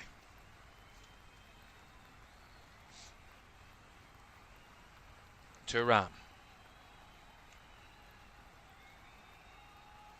Cambiasso. Gonna spin around Amrabat. He's going to get penalised there, Amrabat, for kind of slightly holding Cambiasso there. The referee's just going to have a chat with Amrabat a little. Yeah, slightly caught him. It's not massive contact. It is a foul though, but nothing more. Got to say, every foul, the opponent, the team that gets the free kick, they're crying for a yellow card for the players that are committing the fouls. It's got a little bit scrappy in that front in the second half. It's just both teams just complaining a slight bit. You just need to focus on the game at hand here, rather than trying to get other players yellow cards. Corner, free kick taken short. Gildas will whip it in this time, but whipped well over everybody's heads and goes for a goal kick.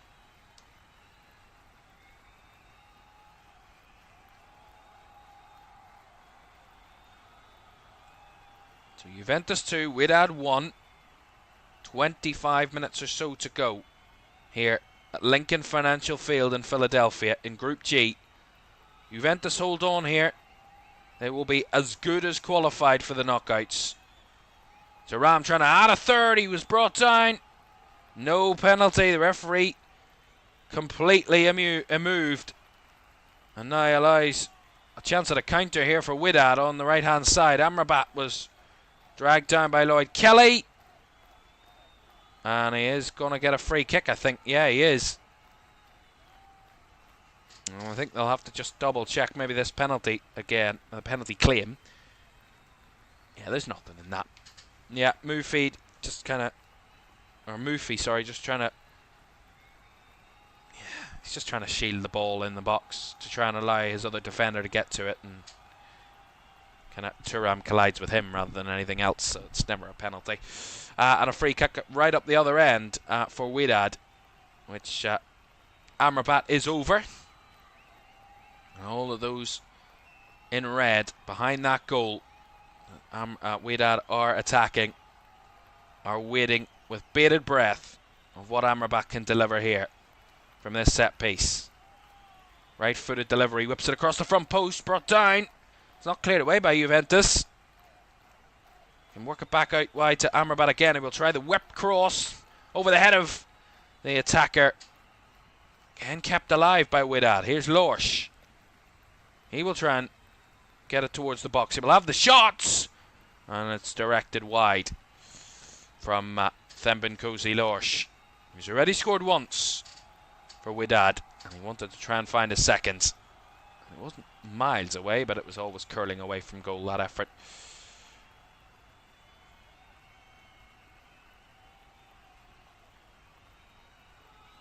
That was a close moment for Wedad. Can they work their way back into this game, trying to create chances like that? So here's Boutouil. Will thump it forward. Brought down in the midfield. Cambiasso trying to play it through the lines. Intercepted again away from Wedad. Thuram down the left it comes now to Randall Kolomouani. Working it through the lines. Lovely through ball. Here's Kenan Yildiz. And there it is. The third Juventus goal. And Kenan Yildiz has been their star man today. He has been intrinsically linked with every Juventus goal. Credited for 2. And he had the shot that deflected for an own goal for the first. somewhat of a hat-trick. It's not officially a hat-trick, but he's been involved in all 3 goals, Kenan Yildiz. And Juventus have a little bit of breathing room. And that is what they've needed and what they've been hoping and desperately wanting for this second half. And there it comes. And who'd have guessed it? Kenan Yildiz would have been involved. Lovely ball by Randall Colomwani. Splits the 2 defenders. Yildiz seen out wide, but he chops back round Butuil. And then just sets it up. The keeper didn't have his angles right. And he just slots it in the far corner to Kenan Yildiz. That's a man brimming with confidence. And to the credit of Juventus, they've worked hard in this second half. And they do have that probably deserved 3rd goal. Juve 3, Wydad 1. And could that be a settling for the 3 points for Juventus? 3 in 2 matches for him. 1 in the first game, 2 in the second. Kenan Yildiz, an absolute star of this Juventus side. And his star is shining bright against the Moroccans of Wedad.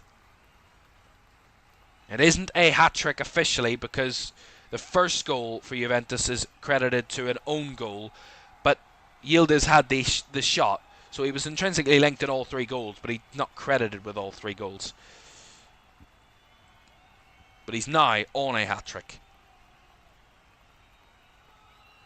Officially. As they're going to be making changes in a moment. Juventus. Yeah, I didn't realise they're Arab until half-time when I was looking, and it changed from a Yildiz goal to an own goal.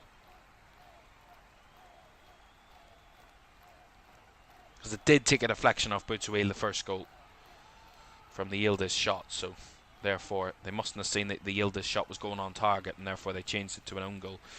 Well, here they want to break quickly here, Wedad, and maybe cut the deficit again. That's not a great ball. It's carried them well wide with Mufi. He's trying to work it back into the box. Mufi across. Lorsch was waiting. Lorsch with the effort. Snatched right through it. Leaning back. Flies it over the bar.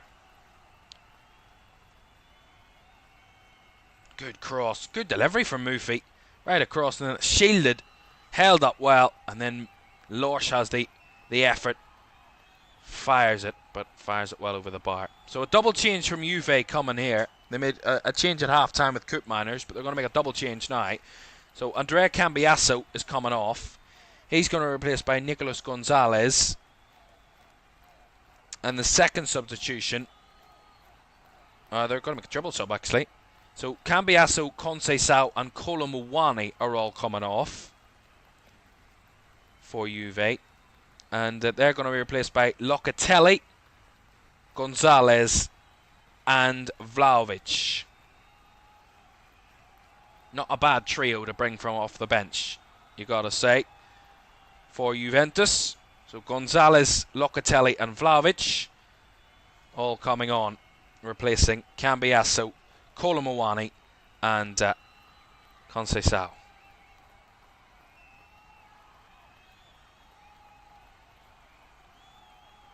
Actually, Alberto Costa's come off here. So they put up on the screen that it was Cambiasso that was coming off. It's actually the other wing back, so it's Costa coming off. So Cambiasso is staying on. Costa is coming off for Gonzalez. That was weird. The graphics on the screen said it was Cambiasso, and then it changed because we got a shot of Costa going off. So the triple change from Juventus has been made. Well, Kenan Yildiz is still on the field, so he can still get his hat-trick if he ever so wishes.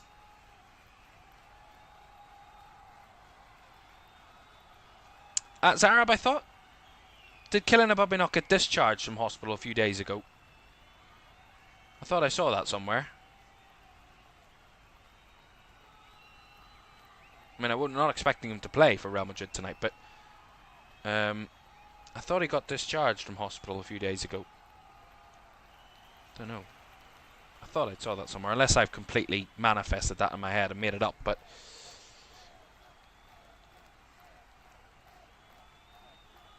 so now we sit with a situation 16.5 minutes from time. Juventus 3-1 to the good.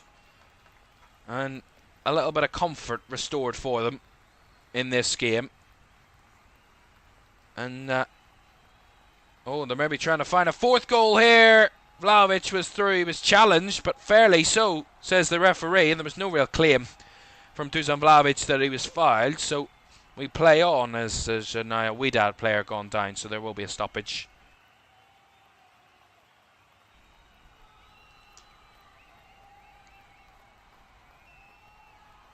Oh, yeah, it was Zamraoui there that, as he landed, he kind of locked his knee a little bit. But see Vlahovic through here. That's a fabulous challenge. It's a great challenge by Guilherme Ferreira. Azarov says no, but his condition is better. I also saw that, but now Madrid have confirmed he's still in hospital. So he must have been readmitted. Well, of course, we wish Kylian Mbappe all the very best and hope that he is healthy and wish for his health very soon. The Real Madrid, they've already put out their starting 11. Real Madrid, they always do it incredibly early. Do Madrid put out their starting 11s? But yeah, no Kylian Mbappe involved, of course. So very interesting. Well, of course, we do wish Kylian Mbappe all the very best. We do have that cooling break, by the way, at the moment, so there is a stoppage anyway. So one of the players gets treatment, and as well a cooling break. A reminder for you that Real Madrid game is coming up at 8 o'clock this evening. Kickoff from Group H. Real Madrid against Pachuca.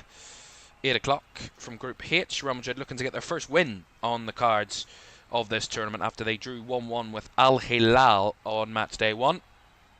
And a draw in his first game in charge for Xabi Alonso, and Trent Alexander-Arnold and Dean Howson on their debuts for Madrid. We'll talk all about that a little later, because I can tell you have a lot to say and we have a lot to talk about with Real Madrid. So that's coming up in around about just over an hour's time. 10 minutes before kickoff will be live, so around about 10 to 8 this evening. We see Kenan Yildiz. What a performance he has put on show today for Juventus. Star player for them.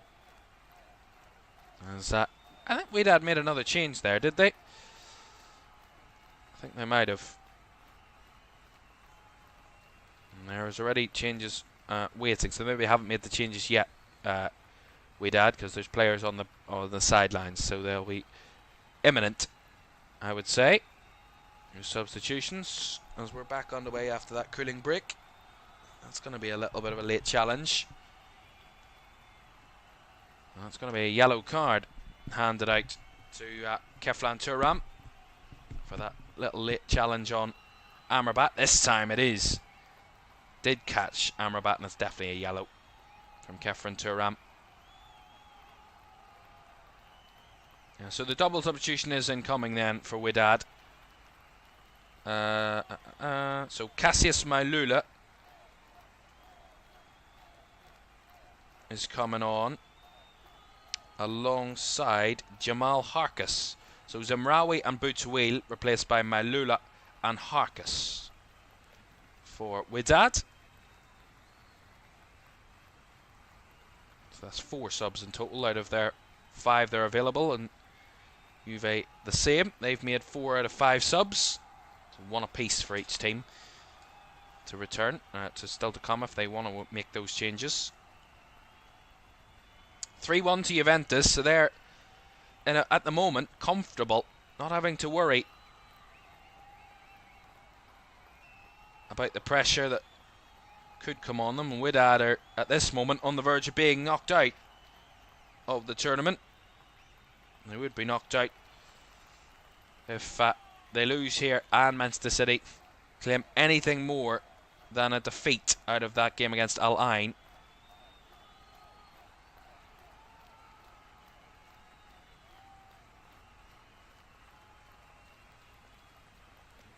We'll see Wedad knocked out. If they lose here and Man City get at least a draw out of Al Ain later.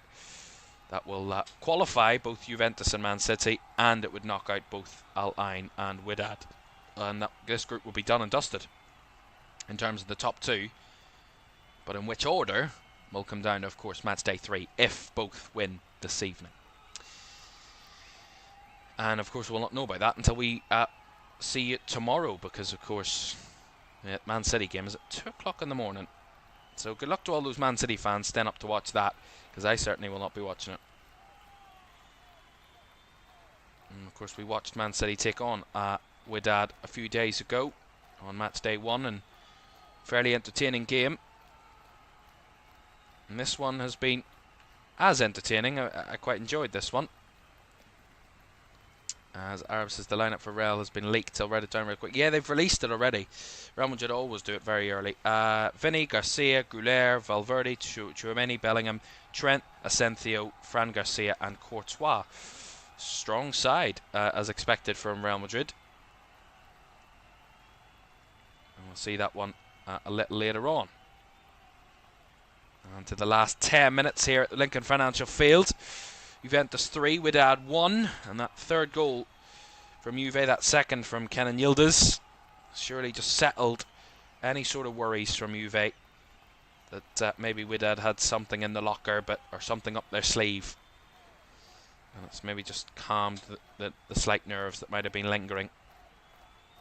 Here's Amrabat trying to whip a ball in. They've not given up yet, the Moroccans, and trying to conjure up something in this game. Late, as they have the little combination in the shot from Mufid, and the edge of the box is well over the bar.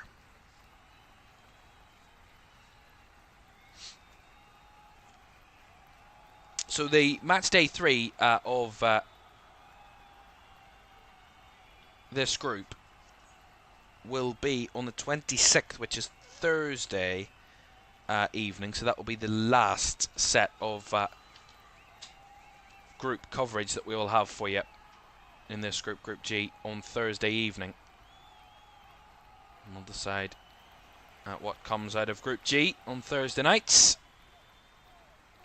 Juventus will play Manchester City. That will be our commentary game, no doubt, on Thursday nights. So do tune in for that on 8 o'clock on Thursday. We've already put out the streams for our first 2 group coverages for match day 3 tomorrow and Tuesday evening. We've Atletico Botafogo is our commentary game tomorrow, and then on Tuesday night, Benfica Bayern Munich is our commentary game on match day 3 in Group C as well. And then we're yet to confirm, but group on Wednesday, I think it's Group F, I think we're covering on Wednesday.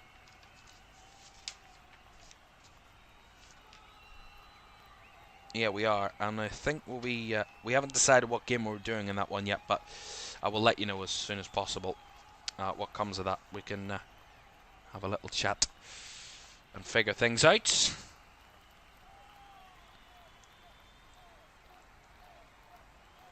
There's an issue here for another Wydad player, so another stoppage, and it seems like the rain has stopped inside Lincoln Financial Field.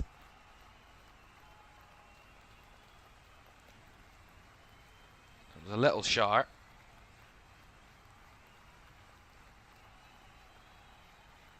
Didn't last too long in the end, which is positive.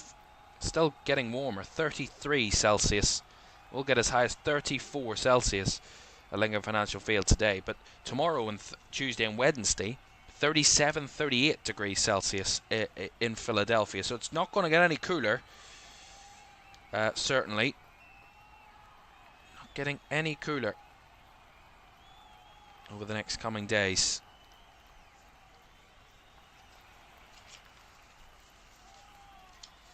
I'm trying to see if we've any games that we'll be covering at Lincoln Financial Field over the next few days where this weather will be very evident.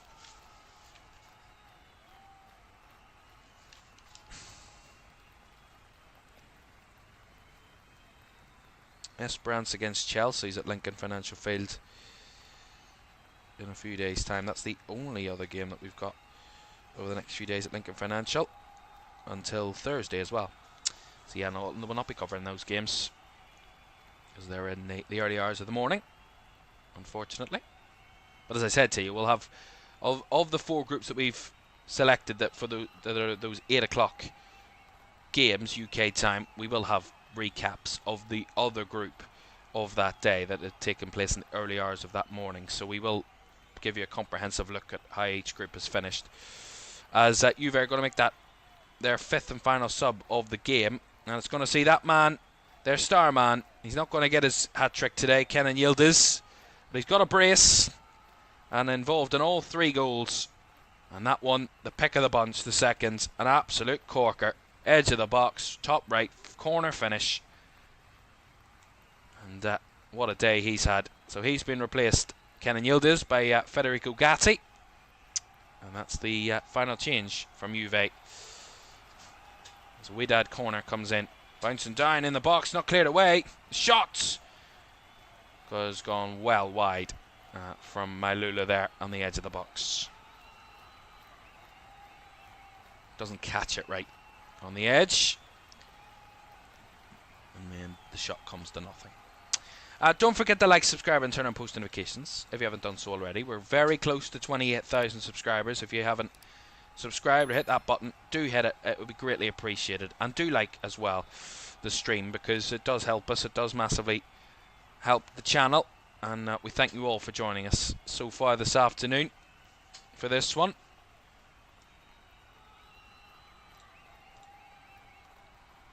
Five minutes to go then. And as I said, Juve just calmly seeing this one out. And Juventus, as I said, were on that great run of form to the end of the Serie A season, losing just one of their final 9 Serie A games. That was a 1-0 defeat away at Parma. But they were unbeaten in the other 8 in their final 9, drawing 3, winning 5, en route to a very confident finish in Serie A.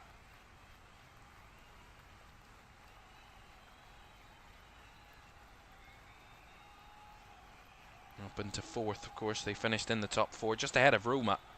They needed that long run to the end of the season to get them Champions League football, which they have and will be returning to for Juventus next season. This competition, of course, takes sole focus at the moment. And as it stands, they will be progressing as long as Manchester City don't lose to Al Ain later this evening. Then Juventus's confirmation, their qualification will be confirmed tonight. Corner delivered into the box by Juve. Not cleared away well by Wydad, but they've now got it on the second ball. And Lorsch trying to carry away a little counter. Thembin Kosi Lorsch, who has the only goal for Wedad in this game so far. Really calm, composed finish. Working forward now, Wedad. 3 minutes to go. They need to get the ball moving quickly if they want to snatch a goal here and maybe set up something late, but it's as unlikely as it can be at this minute in time. They've barely had much to threaten in the second half, Wedad, really. Juve have been able to deal with them a lot better. They haven't had a shot on target in the second half, have the Moroccans, so they have been hounded a little bit and hampered a little bit. Juve defence have dealt with them a lot better than they did in the first half, where they were under significant threat for a lot of that first half, Juventus, in terms of Wedad pressure and getting to the shots at De Gregorio. They haven't had a shot on target in the second 45 as of yet, and that's the difference. That's what I said. Juventus just took control of the game in the second half. They come out with that aggression, that energy, that increase in tempo, and just took the game away from their opponents and added that third goal just for a little bit of comfort on the scoreline.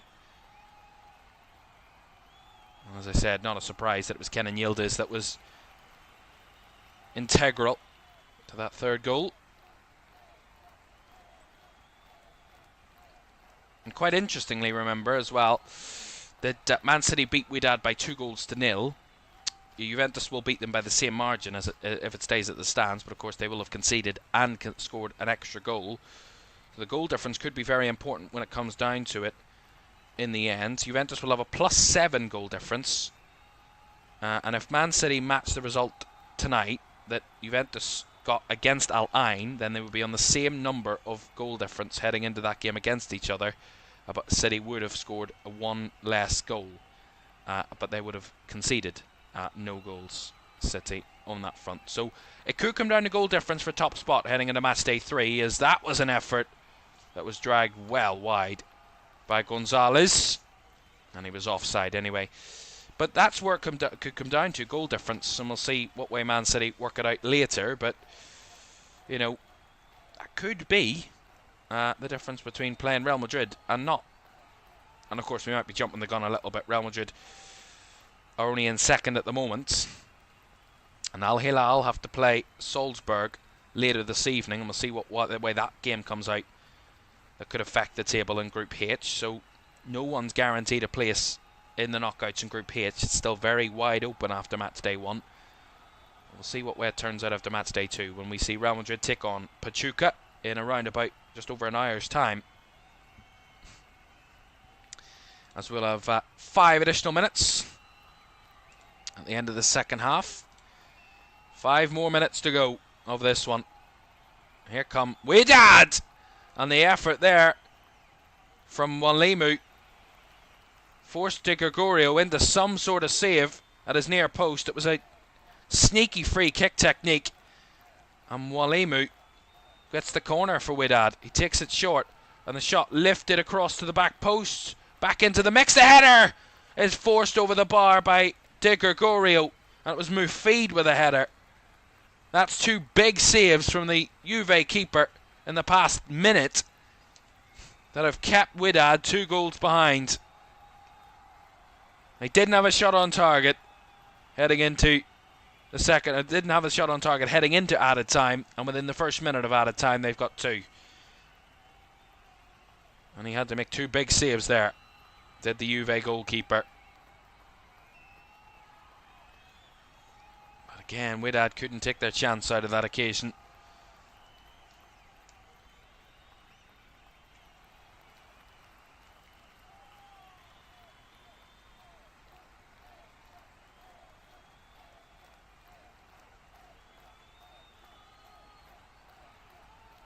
You're 100% right, Zara, but I was checking that up. You said City have played Al Ain before, winning 3-0. They did back in 2014.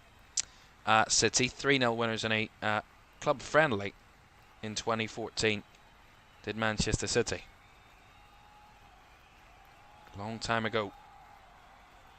And just to confirm for you, no, not that there's any surprise, Kenan Yildiz has won the Player of the Match. The fan-voted Player of the Match award. Did you see the Player of the Match award trophy? It's huge. Gotta say, they've pumped a lot of funding into this, and a lot on the trophies and the aesthetics of it all. And the trophy is quite fascinating for the Player of the Match award, and that's what Kenan Yildiz will receive. And no doubt, unbelievable performance from Kenan Yildiz today. 2 goals from 2 shots on target. 47 touches, a very good passing rate. Winning his ground duels. You know, he had a very great performance today. Kenan Yildiz, and well deserving of the Player of the Match award. And that's 2nd goal for Juventus. His first unbelievable goal. Oh, penalty! Penalty to Juventus. Chance for the add to their lead. It was Caoimhan Ferris bringing down Dusan Vlahovic. That's a penalty. See it again. Vlahovic holding on to the ball well, and he's just dragged down by Caoimhan Ferris, and that was a little bit wasteful and a little bit clumsy from Caoimhan Ferris. And we see the referee's view. I mean, he just drags him down, and no question in the referee's mind. Penalty to Juventus, and Dusan Vlahovic winning it. You vote for Player of the Match on the FIFA website. It's like a play.fifa.com/POTM. So you vote. The vote's already closed and confirmed. So Vlahovic over this penalty then for Juventus to try and add a fourth goal and extend their goal difference advantage that could help them in taking top spot in this group. Dusan Vlahovic, not really in favour at Juve in the centre forward role.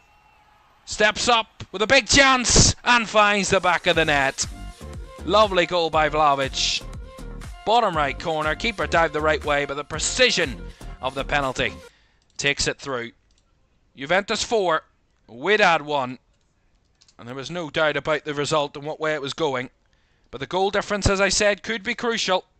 And Dusan Vlahovic adds a fourth for Juventus and gives them an even further lead. 4-1. As we are into the last minute or so of the game anyway. So there was no doubt really of what way the result was going. But by how much? And it was a very coolly taken penalty by Dusan Vlahovic. Left-footed. Rolled it off the instep into the bottom right corner. Off the inside of the post. Or off the side netting, I believe. And shouldn't be too much more time left in this one. As we get back underway, and the referee will surely call final whistle in a second. Call full time. This another big win for Juventus in Group G. They are hot-footing it to the knockouts. As long as Man City don't lose later to Al Ain, them and Juve would be heading to the round of 16. In what position? We will find out on match day 3, because it could come down to who doesn't want to play Real Madrid. We will see what comes of that. But Juventus have top spot at the moment. 6 points out of a possible 6. 2 wins from 2. 9 goals scored. Just 1 conceded. This Juventus side might have shocked a few coming into this tournament. We'll see how they do against City on match day 3. But they have top spot at the moment. And City can only overtake them if they absolutely trounce Al Ain later on goal difference. But Juve in top space at the moment. Final score from Lincoln Financial Field in this Group G game. It's finished Juventus 4, Wedad 1.